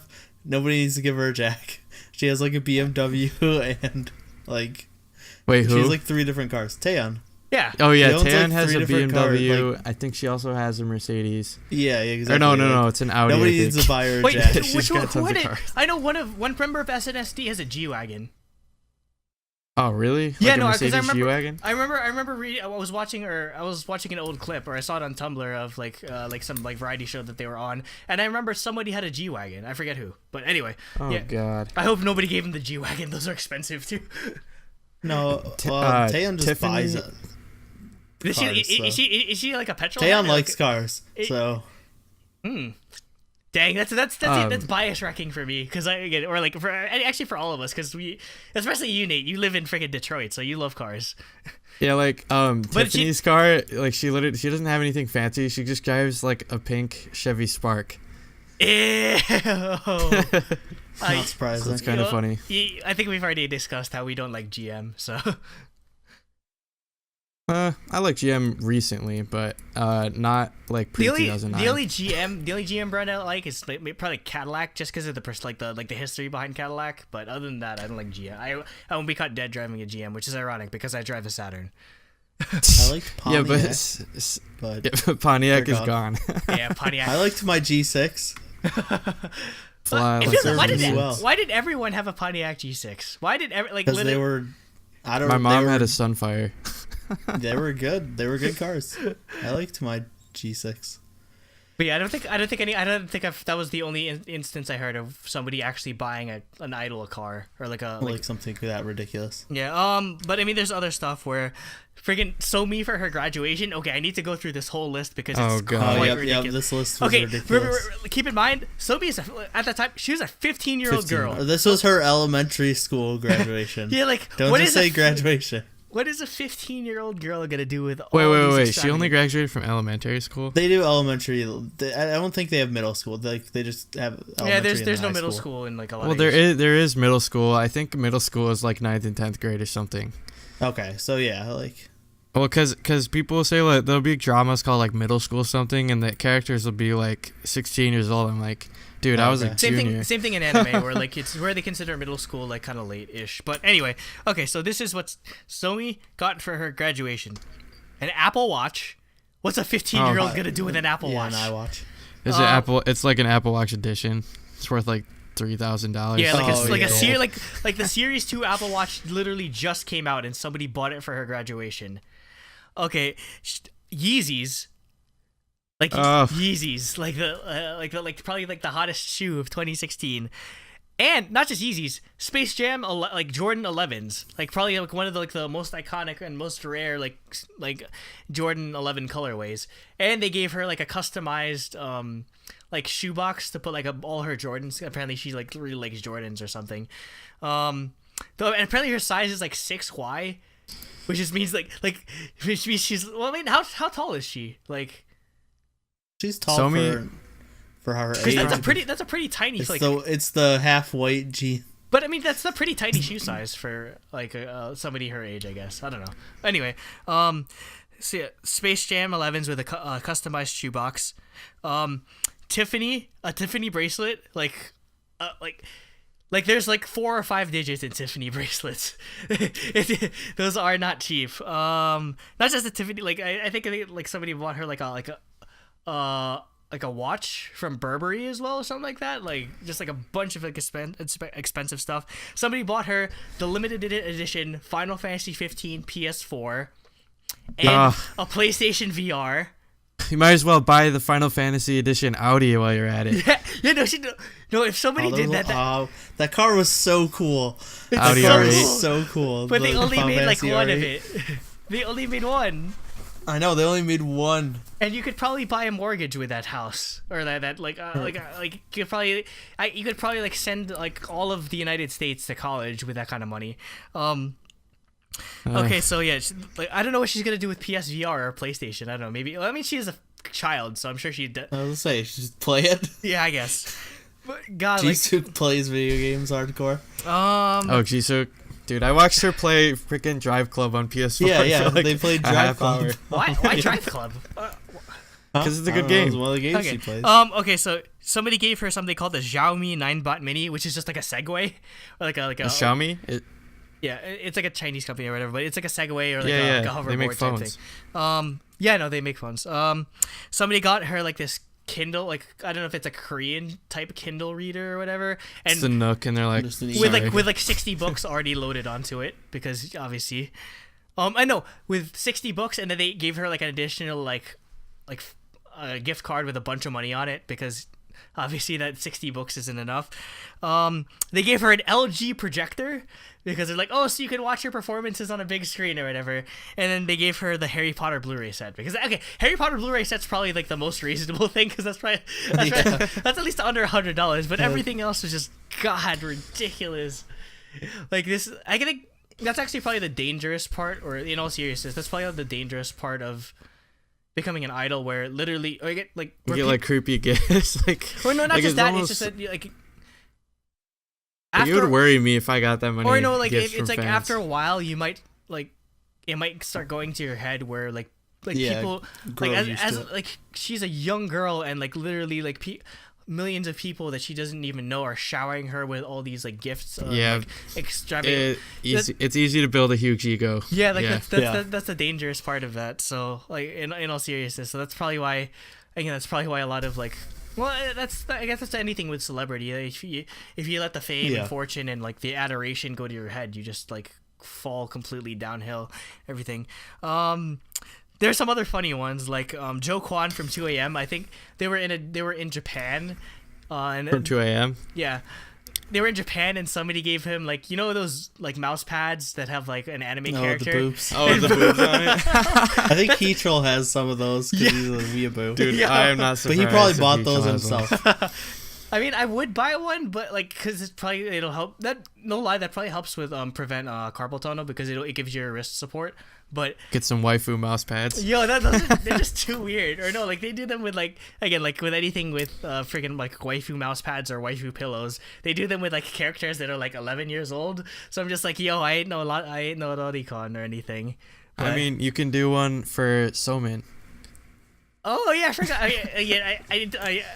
I need to go through like a bit of my revelation. I never knew that freaking Somin, who was in Card, who's previously in April, who's previously in Purity. Purity was in freaking what is it? Oh, what was the anime called again? It's like Rhythm. Pretty Rhythm. Yeah, they were in freaking Pretty Rhythm. I've heard of this anime my whole like for the past like few years or ever since I got into anime, but I never knew it had anything to do with K-pop, and it like blew my mind that Somin's an anime character. She's literally an anime character. Chiyun has green hair. Yeah, I mean, Somin has like orange hair, but yeah, I know. Yeah, but like their anime, like I remember seeing it. It was like. Or no, I was reading a manga and like the girl had pink hair, but they were talking in the dialogue of the manga how she had brown hair. They change a lot of like manga to anime adaptations. They change the hair color because they like insane hair color. Well, no, because on the cover of the book her hair's pink, and in the colored pages it's pink. Oh. And then in one like slide it's talking about how she has brown hair. I don't know. I mean, obviously because it looks weird. Anyway, what else? Jin, or there was a picture, or because I think Jin from BTS, there was a picture of him that he took in his room, and there's a box of like large size condoms in the background of it, and so Big Hit was just like, oh, those are gift from a fan. I'm just like, freaking, that's so gave him like Magnum XL condoms. So I'm weird. just like, if you believe, I don't know, and then everyone if it's like, even a gift. And no, but everyone is speculating that since it's like. Obviously, in Asia, they don't sell Magnum condoms. Yeah, must run from North America. Or no, I think the brand was, or it was an American or a Western brand. So, dude, I bet it was a fan who's like, hey. Oh no! Or they're trying to start rumors about Jin being well endowed. You know what they say about Big Hit? Choiza. No, that's funny. Anyway, what else? There's another ridiculous one is Baekhyun, obviously from Baekhyun from Baekhyun. EXO, who I get this again. I see them in a couple of days. I never realized how crazy popular he was. Well, I never knew. Well, he's a member of EXO. One, but I never knew how crazy popular he was outside of like him being with or at one point dating Taeyeon. But I don't know. Anyway.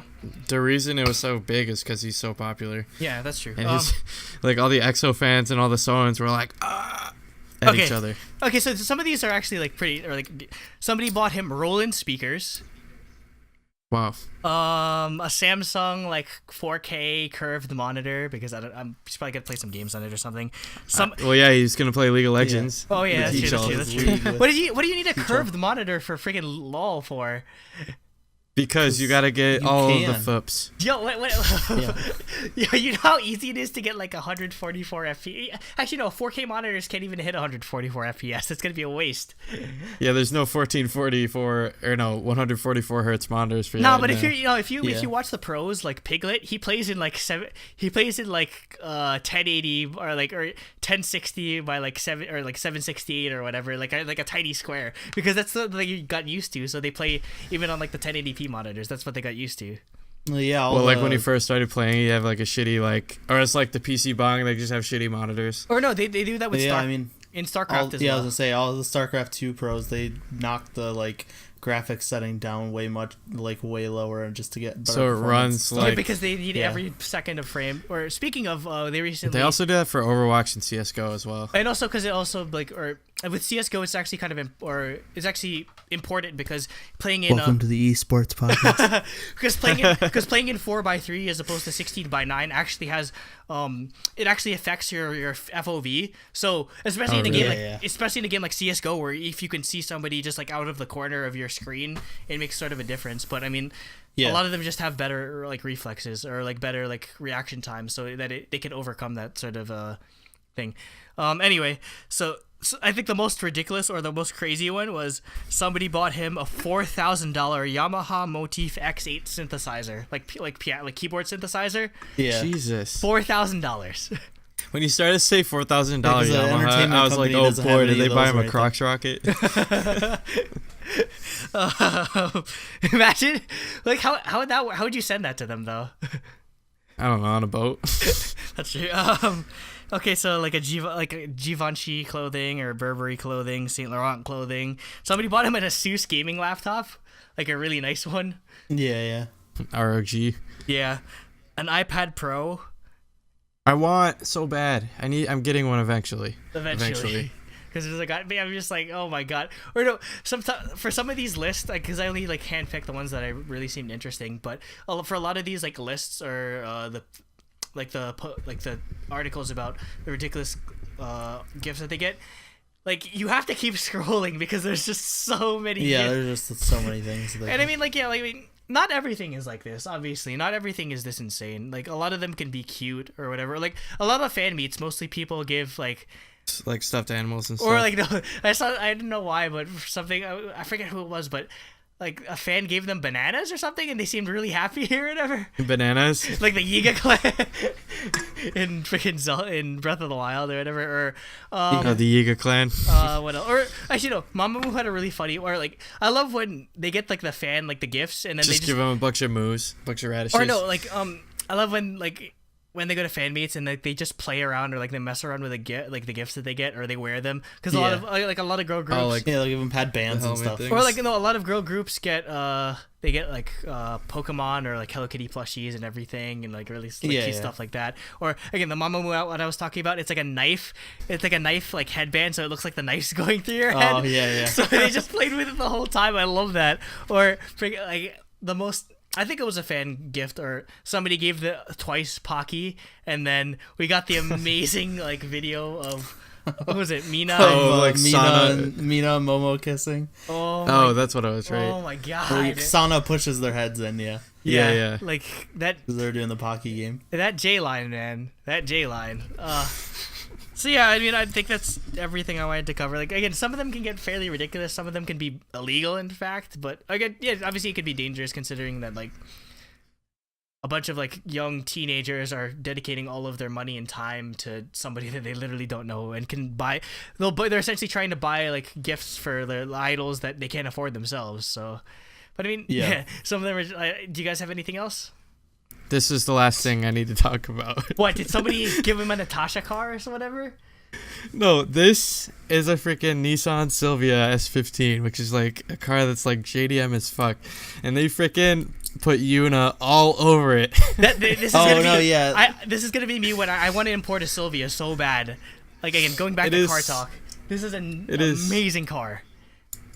Here, just make this so good. Just make this a thumbnail. Just make this a thumbnail. I've seen like SNSD, I am gonna make this a thumbnail actually. Like cars covered in like SNSD vinyl wraps and stuff. Yeah, so the style is called So Itasha. weird. It's really popular in like the Japanese car culture because Yeah. because obviously like most people like they're like taking the piss when they do it, like they're not doing it like seriously. But no, I totally want to do this. When I get a Subaru or whatever, I'm just gonna do the hood like a girl's generation on the hood. I don't care. I need to do it.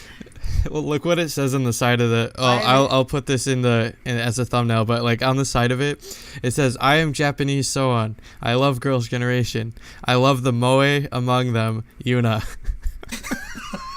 Oh my god. I mean, she's fairly moe. I mean, that's not gonna lie, but. It's just hilarious that he wrote that on the side of his car. That's actually a really well designed car. I really like the like the black hood and like the accents are like the windows are tilted black. The rest of the car is white though. Like the side panel has the really nice detail, and like I love it. I'd buy or like I'd use the same exact vinyl wrapping on this. So yeah. It's just crazy. I'm definitely gonna use this as a thumbnail, so you guys can look forward to that. Mm-hmm. All right, that's it. So yeah, I guess we can go to my topic now, which is like we were talking about it and in our like Facebook chat and whatnot, and it gave me the idea to sort of like have all of us bring in like some songs that we think are like essential listening for new K-pop fans. I have way too many.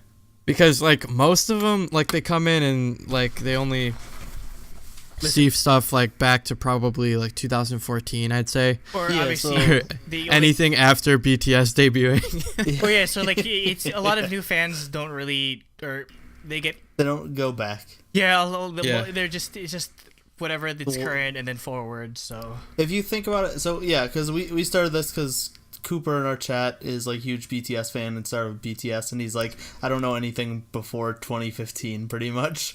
And then Nico, who we mentioned before, he just got into K-pop at like January this year, like right when we started this podcast. He doesn't really know anything about any of the groups, like their history or their older songs or anything. I mean, that's perfect for a React channel too, because he has so much material. His reactions are but he's genuine. There's so much stuff that comes out, and he does everything like the instant it comes out. He doesn't have time to react to old stuff.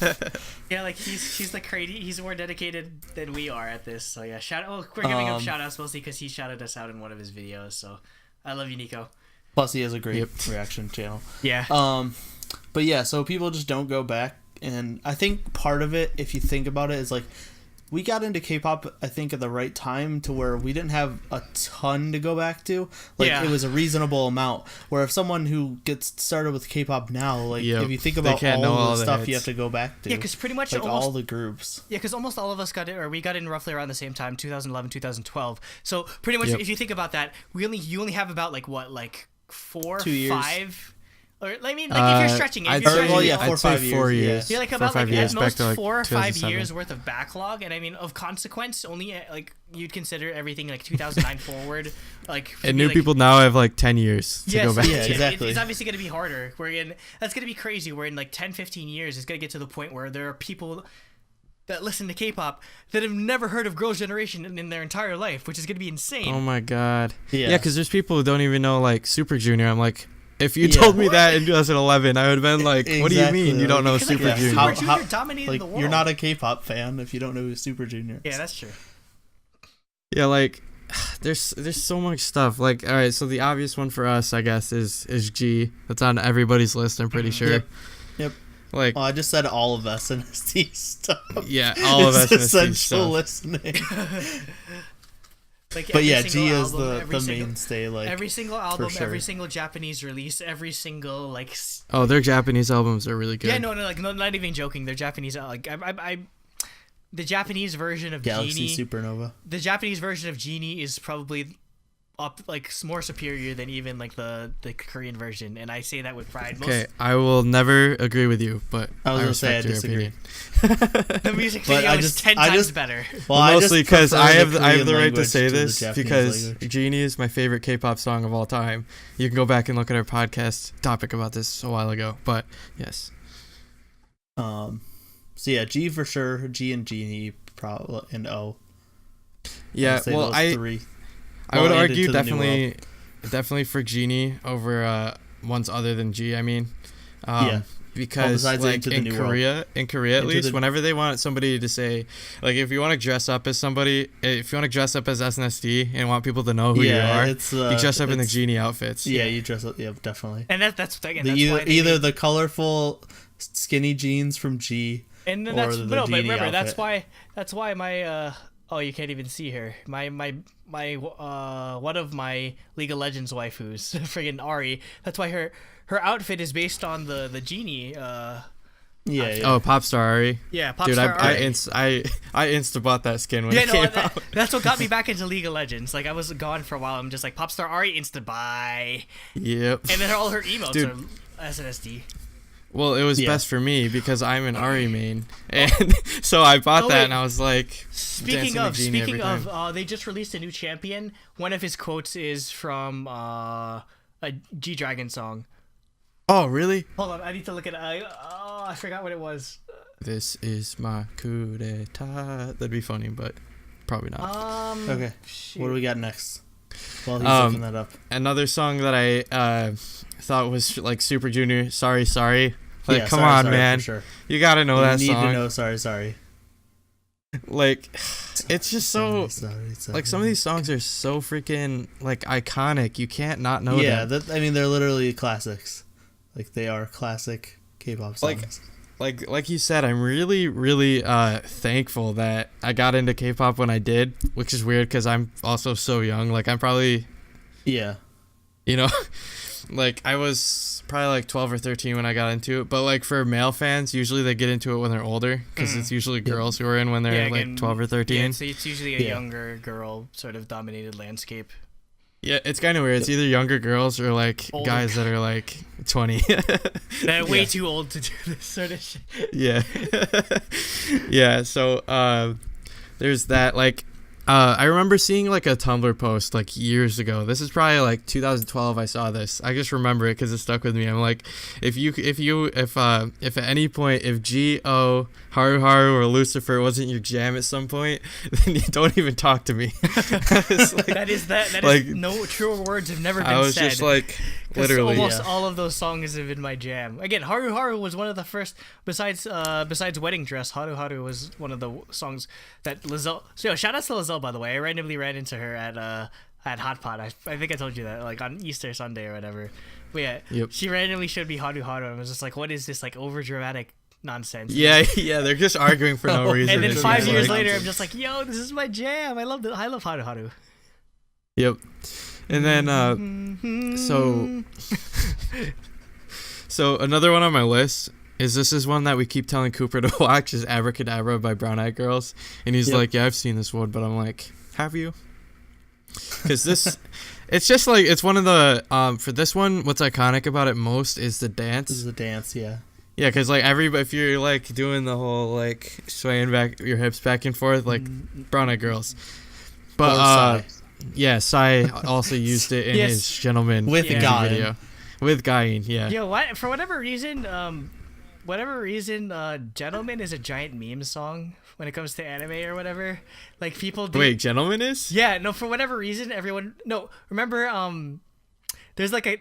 Like obviously it's like anime fans are cancerous or whatever, but like really like obnoxious. So that's why I refuse to go to anime club on campus. So sorry if anybody's listening. Somebody made this like really like obnoxious remix, or like they fused Gentleman by Psy with, remember from Love Live, the Nico Nico Ni thing. It's just literally Nico Nico Ni like over and over again to like the beat of freaking Gentleman. Nico Ni.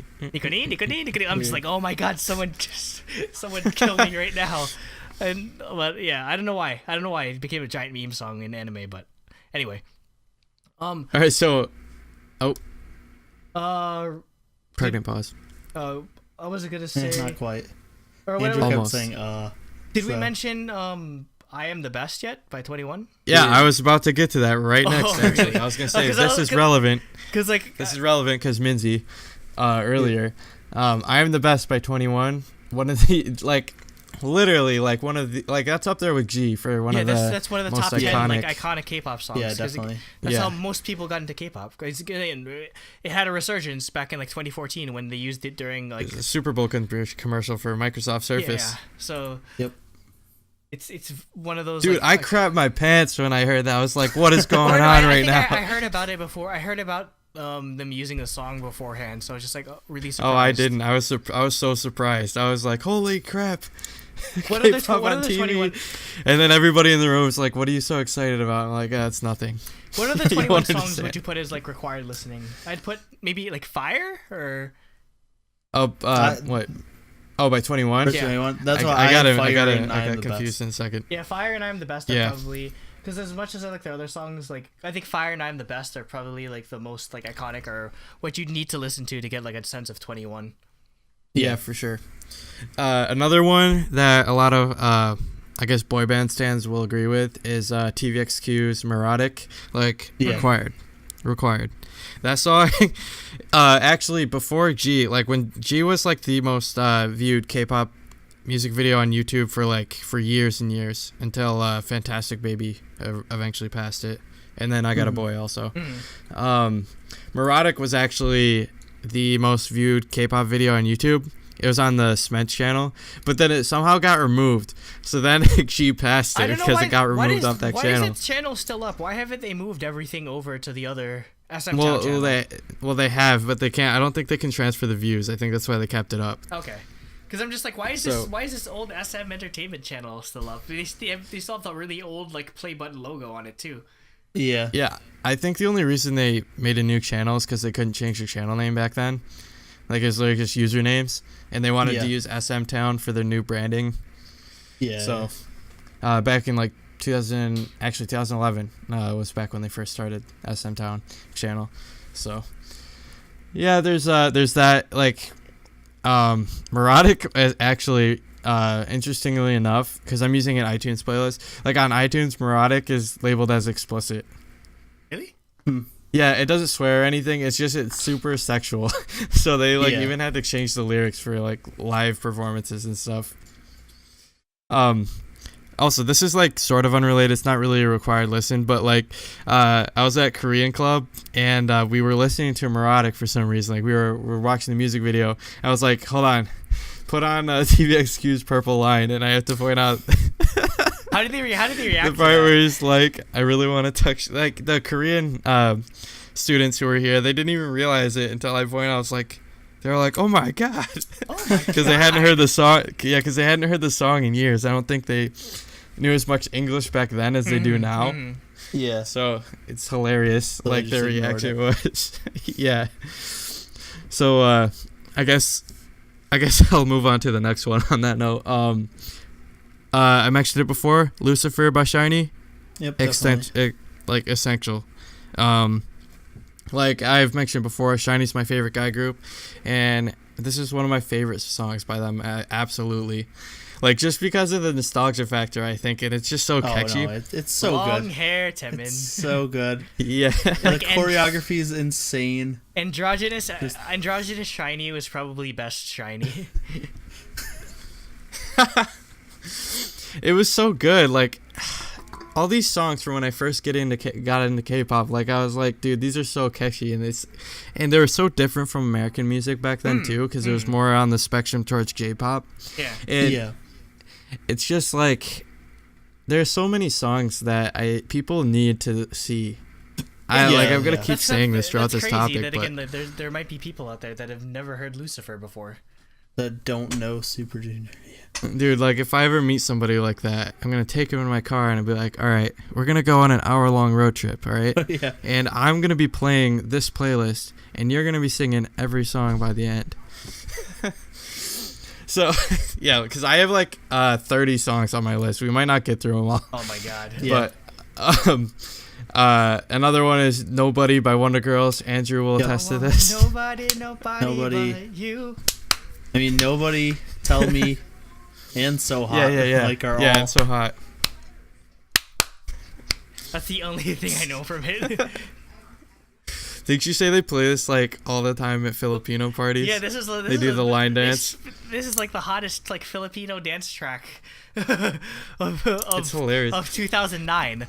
I was going to say an 8-year-old Wonder Girl song. Hey, no! At Filipino parties, I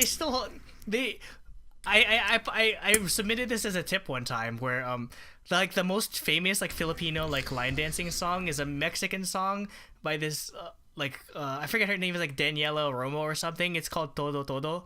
It's like this like Spanish song from like the 90s, but they still play it today. That's still like it's like the most iconic or that in like September by like Earth, Wind and Fire.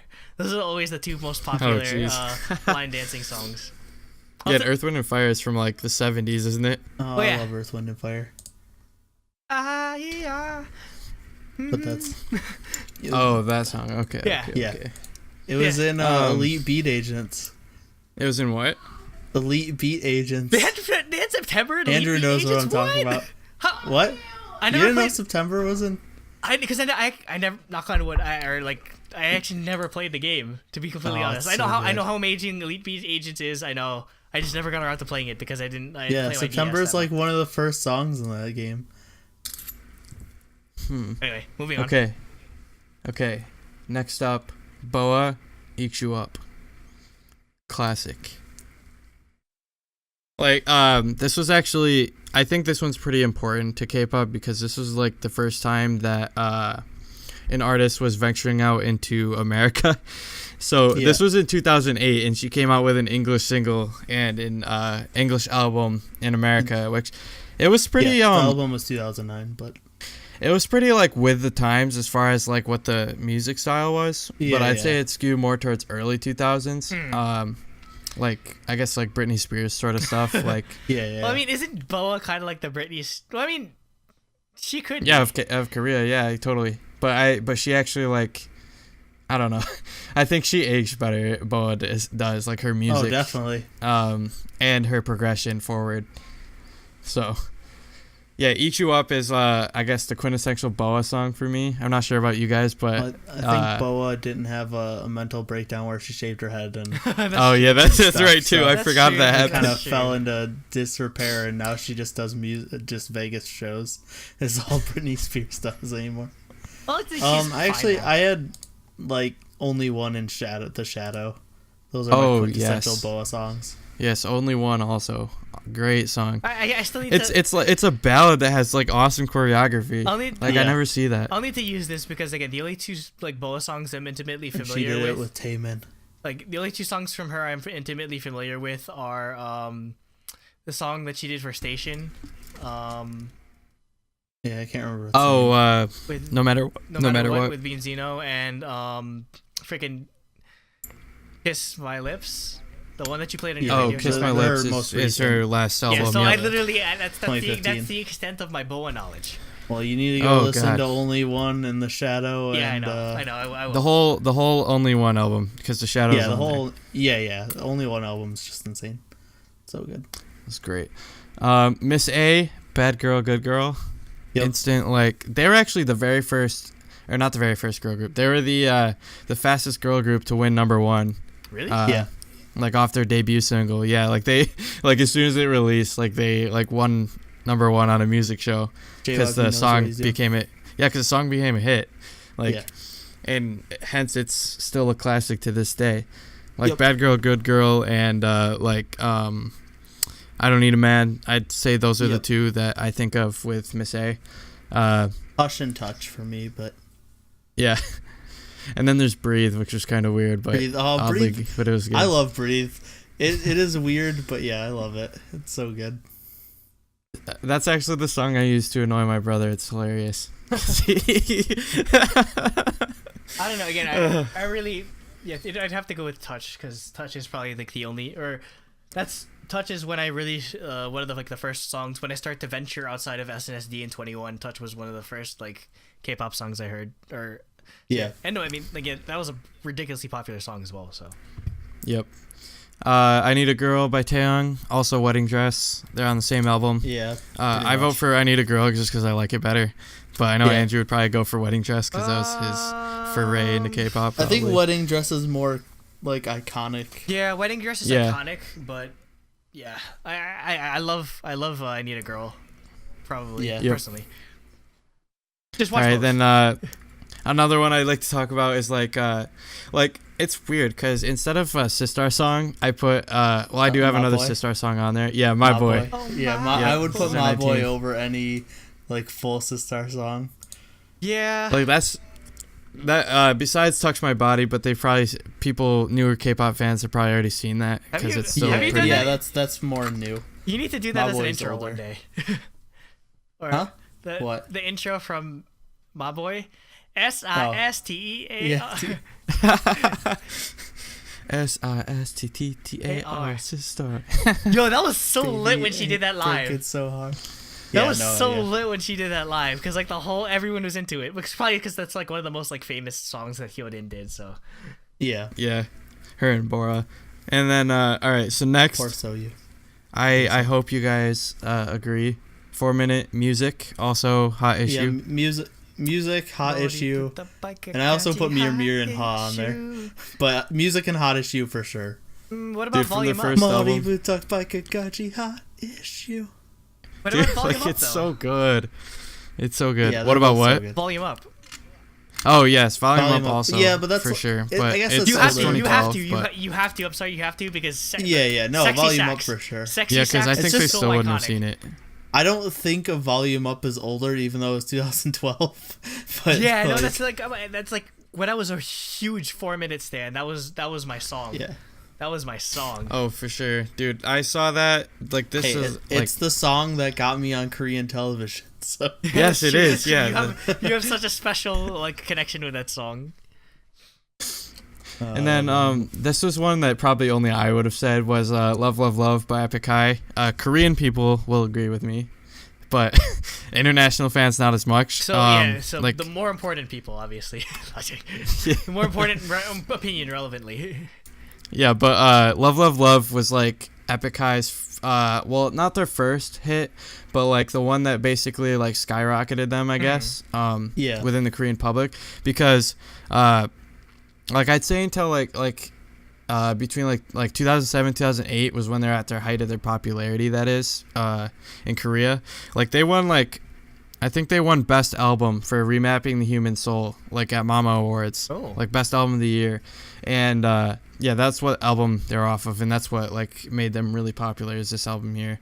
Yeah. And then I also have on my list Fly by Epic High as well. Those are I was Fly gonna and say- Love Love Love for the two. Yeah, Fly is probably the one I would put on there.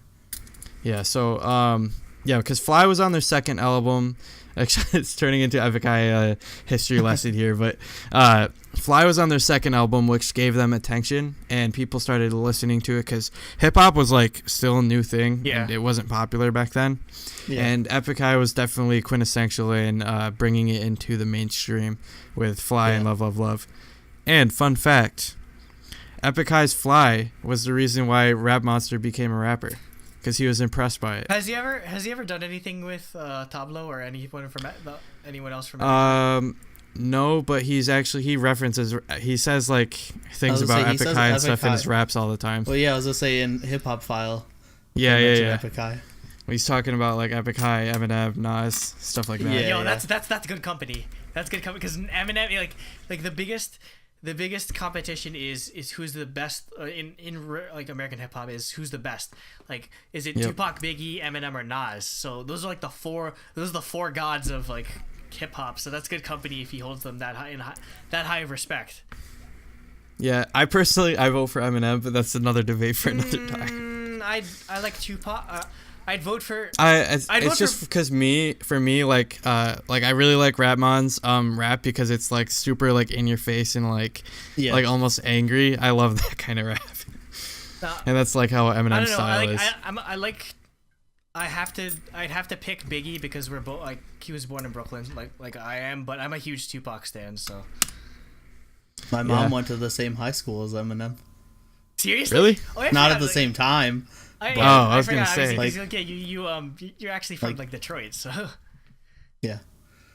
That's kind So of I cool, pick Eminem. actually. yeah, you have to pick Eminem because that's, You're from That's- Detroit. You that's gotta pick him. hometown. I mean, Hometown advantage. yeah, obviously that's the hard thing because they had the whole East Coast West Coast like hip hop like battle. So Yeah, and then Eminem's over like 8 miles. Midwest. well, because I mean, Eminem came after like the really like the height of the East Coast West Coast. Yeah, Oh, yeah, wait, because he was like late '90s, early that'd be 2000s. amazing if K-pop had the equivalent of the East Coast. Welcome West to Coast. American Hip Hop Podcast.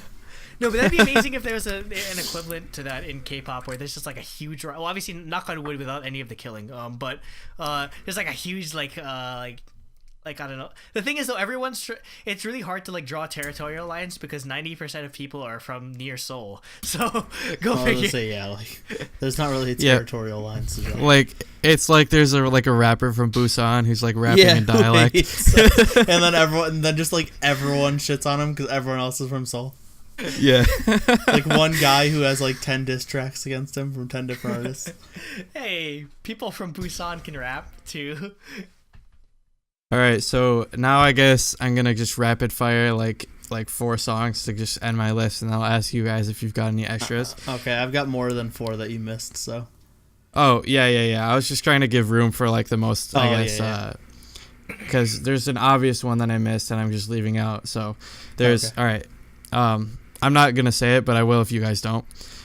So Electric Shock by FX. I just said all of FX. Ring Ding Dong by Shiny. Alone by Sistar. And Step by Kara. Yep, Step for sure. Yep, all 4 of those are gonna be the ones that I'll end it on, and then I have a few more that if you guys don't say it, then I have to. Okay. So for me, the ones that you left out, obviously Bubble Pop. Yeah, I was gonna say Bubble Pop. Bubble Pop is like required. Bubble Pop listening. and Change for sure. Yep, I'm staring at both of those checks right now on my playlist. Huh? Yeah. I'm staring at them both on my playlist. IU, Good Day, and You and I. Yep. For sure. Dude, Good Day is so good. Like, I still listen to that song today. Like when I was waiting, I'm waiting for the IU album, like listening to all their old music, and I'm just like, I can't wait. No, Good Day is easily on one of my top 5 favorite, like, even songs ever, just in general. Like, that song is up there. We're going super old school. SES, I'm Your Girl, and Dreams Come True. Yeah, that's definitely. So those 2 are their most their most famous. I have Girls' Day, Expectation, Female President. Yep. I remember there was a controversy when Female President came out, because like they're like arguing whether like when they're showing like Yura's butt in that dress, like they were complaining because it was too short, and I'm like, get over it. And then 2, they were debating whether it was like they had a pad under it or not. Yo, butt implants. Like Nicki Minaj gets a lot of that stuff. Yeah. Yeah. So like there has to be padding in that dress. There's no way. Anaconda, don't. I have, this is more debatable, but I have Secret, Madonna, and Love Is Move. Also Poison. Poison is actually on my list. Yeah, Poison's the 3rd. But Madonna for sure. Like if you listen to any Secret song, Madonna is their most like it's famous. it's their most secret song. Like yeah. But yeah, Madonna and Poison for me. From Secret. Yeah. Man, I hope they stick around, but I don't know if they will or not. Yeah. Yeah, it's weird. Like they haven't done anything in like 2 years. It's like almost as long as, or actually it might be longer than Girls' Day. Or no, is it Hwasa? I always forget her freaking name. No. Now I'm forgetting it. Who? The one who left. Left what? Secret. I don't think you know, it's Andrew. Sunhwa? Yes, Sunhwa. Okay. Sunhwa. Yeah, okay. I call her Junhwa or something like that. You can then Hwasa.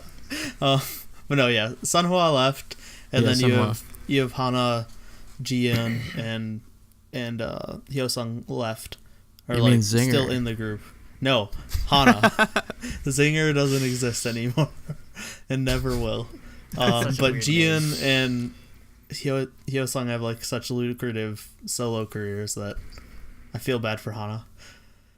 But yeah, hopefully more Secret, because Madonna is very iconic, I would say. And then my last two groups, I have A-Pink, No, and Mr. Two. Yes. Required. And Ailey, Heaven, and You and I. Yep. Any from you, Andrew, that we may have missed? Which ones did you say for Big Bang again? Well, there's one glaring hole. Yeah, Fantastic Baby. Yes. Wait, not just Fantastic. Bang Bang Bang. Did we say that already? Or? Yeah, Bang Bang Bang. Yeah, but Bang Bang Bang is new. It's from 2015. But I mean, so people more likely know that. That's true, but like I still think that'd be required. Cooper said that was like the second thing he ever watched was Bang Bang Bang. That's true. Yeah. Fantastic Baby, and definitely Fantastic Baby. In terms of EXO, I was gonna say we didn't say EXO. Yep. We didn't. Probably Mama. Again. I think I already explained this, but like I'm partial to Mama, but like you'd probably, if you wanted, like more iconic would be Growl or Wolf. Growl. Well, I wouldn't say Wolf. Growl. 100% in my mind. EXO has been downhill since day one because Mama is amazing. Yeah, it's and they have not released something on that level. Yeah, in my mind. It's because they haven't released anything as crazy as Mama. Because Mama's like, it's awesome. What is this? The Gregorian chants and stuff. Yeah, it's so cool. They're just missing the mallet. They hit Straight themselves from in the face. Gold EXO. Oh, you guys don't listen to Kanye. It's so good. You guys don't listen to Kanye. If anyone listens to Kanye, you'll get that. Because he has. And then they all had superpowers. And the music video had like this Avatar of the Airbender, like 3-minute opening. It's so ridiculous. I love it. With Discount Morgan Freeman as the narrator. Yeah. Yep. I'm trying to think of what else we missed. That's like really... Yeah, we definitely missed. We missed a lot of boy groups. We've got like Infinite. You got like. Infinite the Chaser, which you can't find on iTunes. Be Mine. Anything from Beast. I'm Fiction probably. Fiction for sure. That's the only song I really know from Beast. But yeah, Beast, Fiction, Infinite the Chaser, and Be Mine for sure. Andrew, you gotta listen to Good Luck. That's a newer song, but listen to Good Luck by Beast. 2 p.m. Hands Up and ADTOY. Right. Another one we gotta say is I Got a Boy by SNSD. Yep. That's 2013, pretty long while ago, and it's required. That was a long time ago. That's so scary to me. Yeah, like it doesn't feel like I Got a Boy was 4 years ago. I'm like, oh my god. I get it, but remember, I remember staying up all night to buy that album. Yeah, I stayed up for that. I stayed up I'm trying to think. I even watched a live stream of Romantic Fantasy at like 5 a.m. Oh my god, I didn't stay up that late. We definitely missed some guy groups, I feel like. We missed the most important song in all of K-pop. EXID. EXID Cream is required. That's also too new. It's not. Even though it's last year, like 2016. Another one I'd say is another Super Junior song, Mr. Simple. That's another. Yeah, Mr. Simple is like an iconic song. So. Yep. Mr. Simple and Sorry Super Junior. For basically, like if you want to. Sexy Free and Single also. That's my favorite Super Junior song. You have to listen to that one. Essential listening is any song made by IOI. Yeah. Yeah, even though they're 2016. Classic K-pop right there. What would you consider, like, because AOA is pretty, like, tenured at this point. I'd say for AOA, I'd say, like a cat probably for me. And, like, miniskirt. Yeah. Good lord. Miniskirt is probably, like, my favorite, one of my favorite K-pop music videos. I was actually surprised, that one took off like it did. The zipper function, that's, like when they go, like... they turned it into like a cut skirt. Yeah, for AOA miniskirt it was kind of interesting because when that came out, that was around the time when everyone was pissed because everybody was doing sexy concepts like all the time. Yeah. Yep. So I was surprised that it got as popular as it did, but it was mostly because of Korean fans. They're all like, "Oh my god, AOA!" Yeah, because they're all gorgeous, of a sudden. So.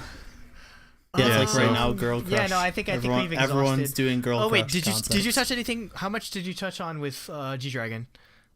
I did not. We didn't Crayon. Do G-Dragon. Crayon. One of a Kind. For sure. Yep. Michigo, I like that song, but that's not his most popular. But yeah, like Crooked and Coup d'etat. Basically anything off the Coup d'etat album, just listen to it. Yeah. I even said today, Coup d'etat is probably like my second or third favorite album. Yeah, it's my third favorite album. I'll buy the vinyl After one My day. Voice Taeyeon and came out. Shoebox. One day, when it's not like $300. The vinyl's $300 right now. Yep. Oh my god.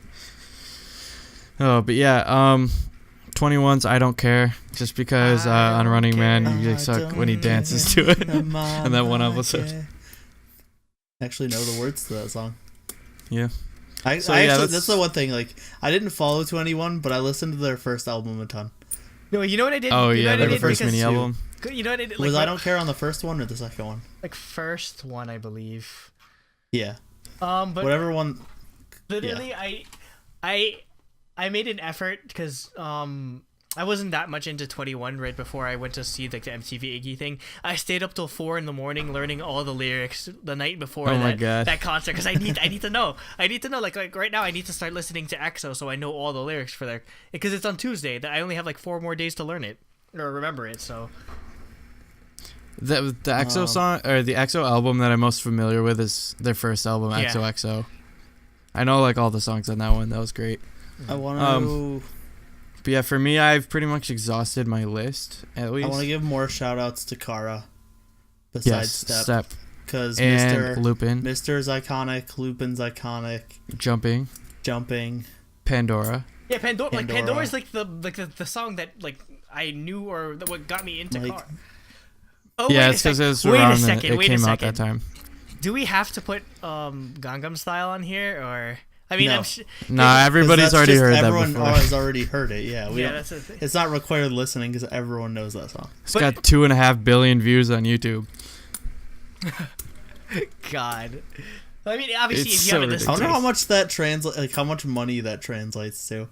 Wait, from which YouTube revenue. is it on? Is Like it on? how much do they pay for 2 billion? Dude, that's views? where YG gets all his money when he's not Is it making on- is it music. He on the just gets YG royalties. That's why he doesn't need to make music. He just gets royalties from YouTube views. On That's why, Gangnam Style. that's why he Yeah. can throw the rest of his groups into the dungeon because he can literally he could probably be in the black profit wise all year because of the views on freaking Gangnam Style.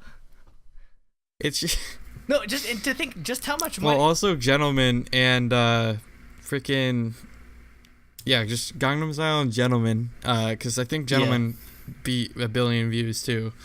Yeah, because that Freaking was ridiculous. that was fairly popular as well. But yo, It's the follow-up. imagine how much money YouTube makes off of Gangnam Style every year. Yeah. I Ad money. need to look into the analytics of that, like how much money it still makes even after all this time. Ridiculous. It's so funny too, because I remember when Gangnam Style came out, because I already knew who Psy was, like Yeah. a little bit. I didn't know who Ty was I actually. only knew like one of his songs, but Same. like I saw it on YouTube. I was like, all right, I'll watch this. I saw it like probably like 3 or 4 hours after it came out, and then all of a sudden I hear about it at school. I'm like, what do you mean you've heard Gangnam Style before? You know K-pop? And they're like, no, it's just this weird guy, this cool video. And then I look, it has millions of views. I freaking Yeah. we talked about Gangnam Style in my sociology class. That was insane. I was freaking- there when it happened. Yeah, that's the It thing. was Yeah, you scary. will never get your experience. And because I you also were in, saw it live. Yeah, you in saw the, Gangnam Style the live. worst concert experience I've ever had. The worst concert experience? It was an outdoor square. Oh yeah, wasn't it like 90 It was degrees? supposed to be 50,000 people that could fit in that square, and 250,000 people showed up for this free concert. So like 4 times so the they people. could see Psy. Yeah, like I said, it felt like I was inside a tiny room with 100 people outside in an open like area. It felt like I was Like 250,000 is like the population of some small countries. Like they Yeah, fit the exactly. Yeah, like entire- Sweden. Yeah, like some small countries like saw the equivalent of a small country went to see Psy. That's insane. it's Yeah, insane. I've got no other songs. I think we pretty much covered everything. Yep. So that's basically what I wanted to cover. Cooper, we're talking to you. Listen to every single song on this list, Yep. or else Or else basically I'll end or it else there. you get- We'll leave it to mystery. or else you'll get banned. Yes, you'll get banned from the internet by the government. So yeah, Jesus Christ. I guess- Is that it? Yeah.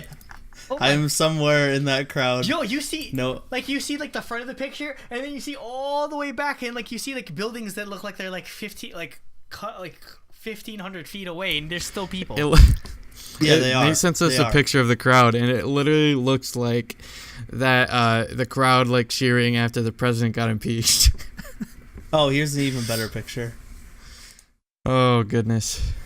Higher quality, better zoomed out, like you can see all the way.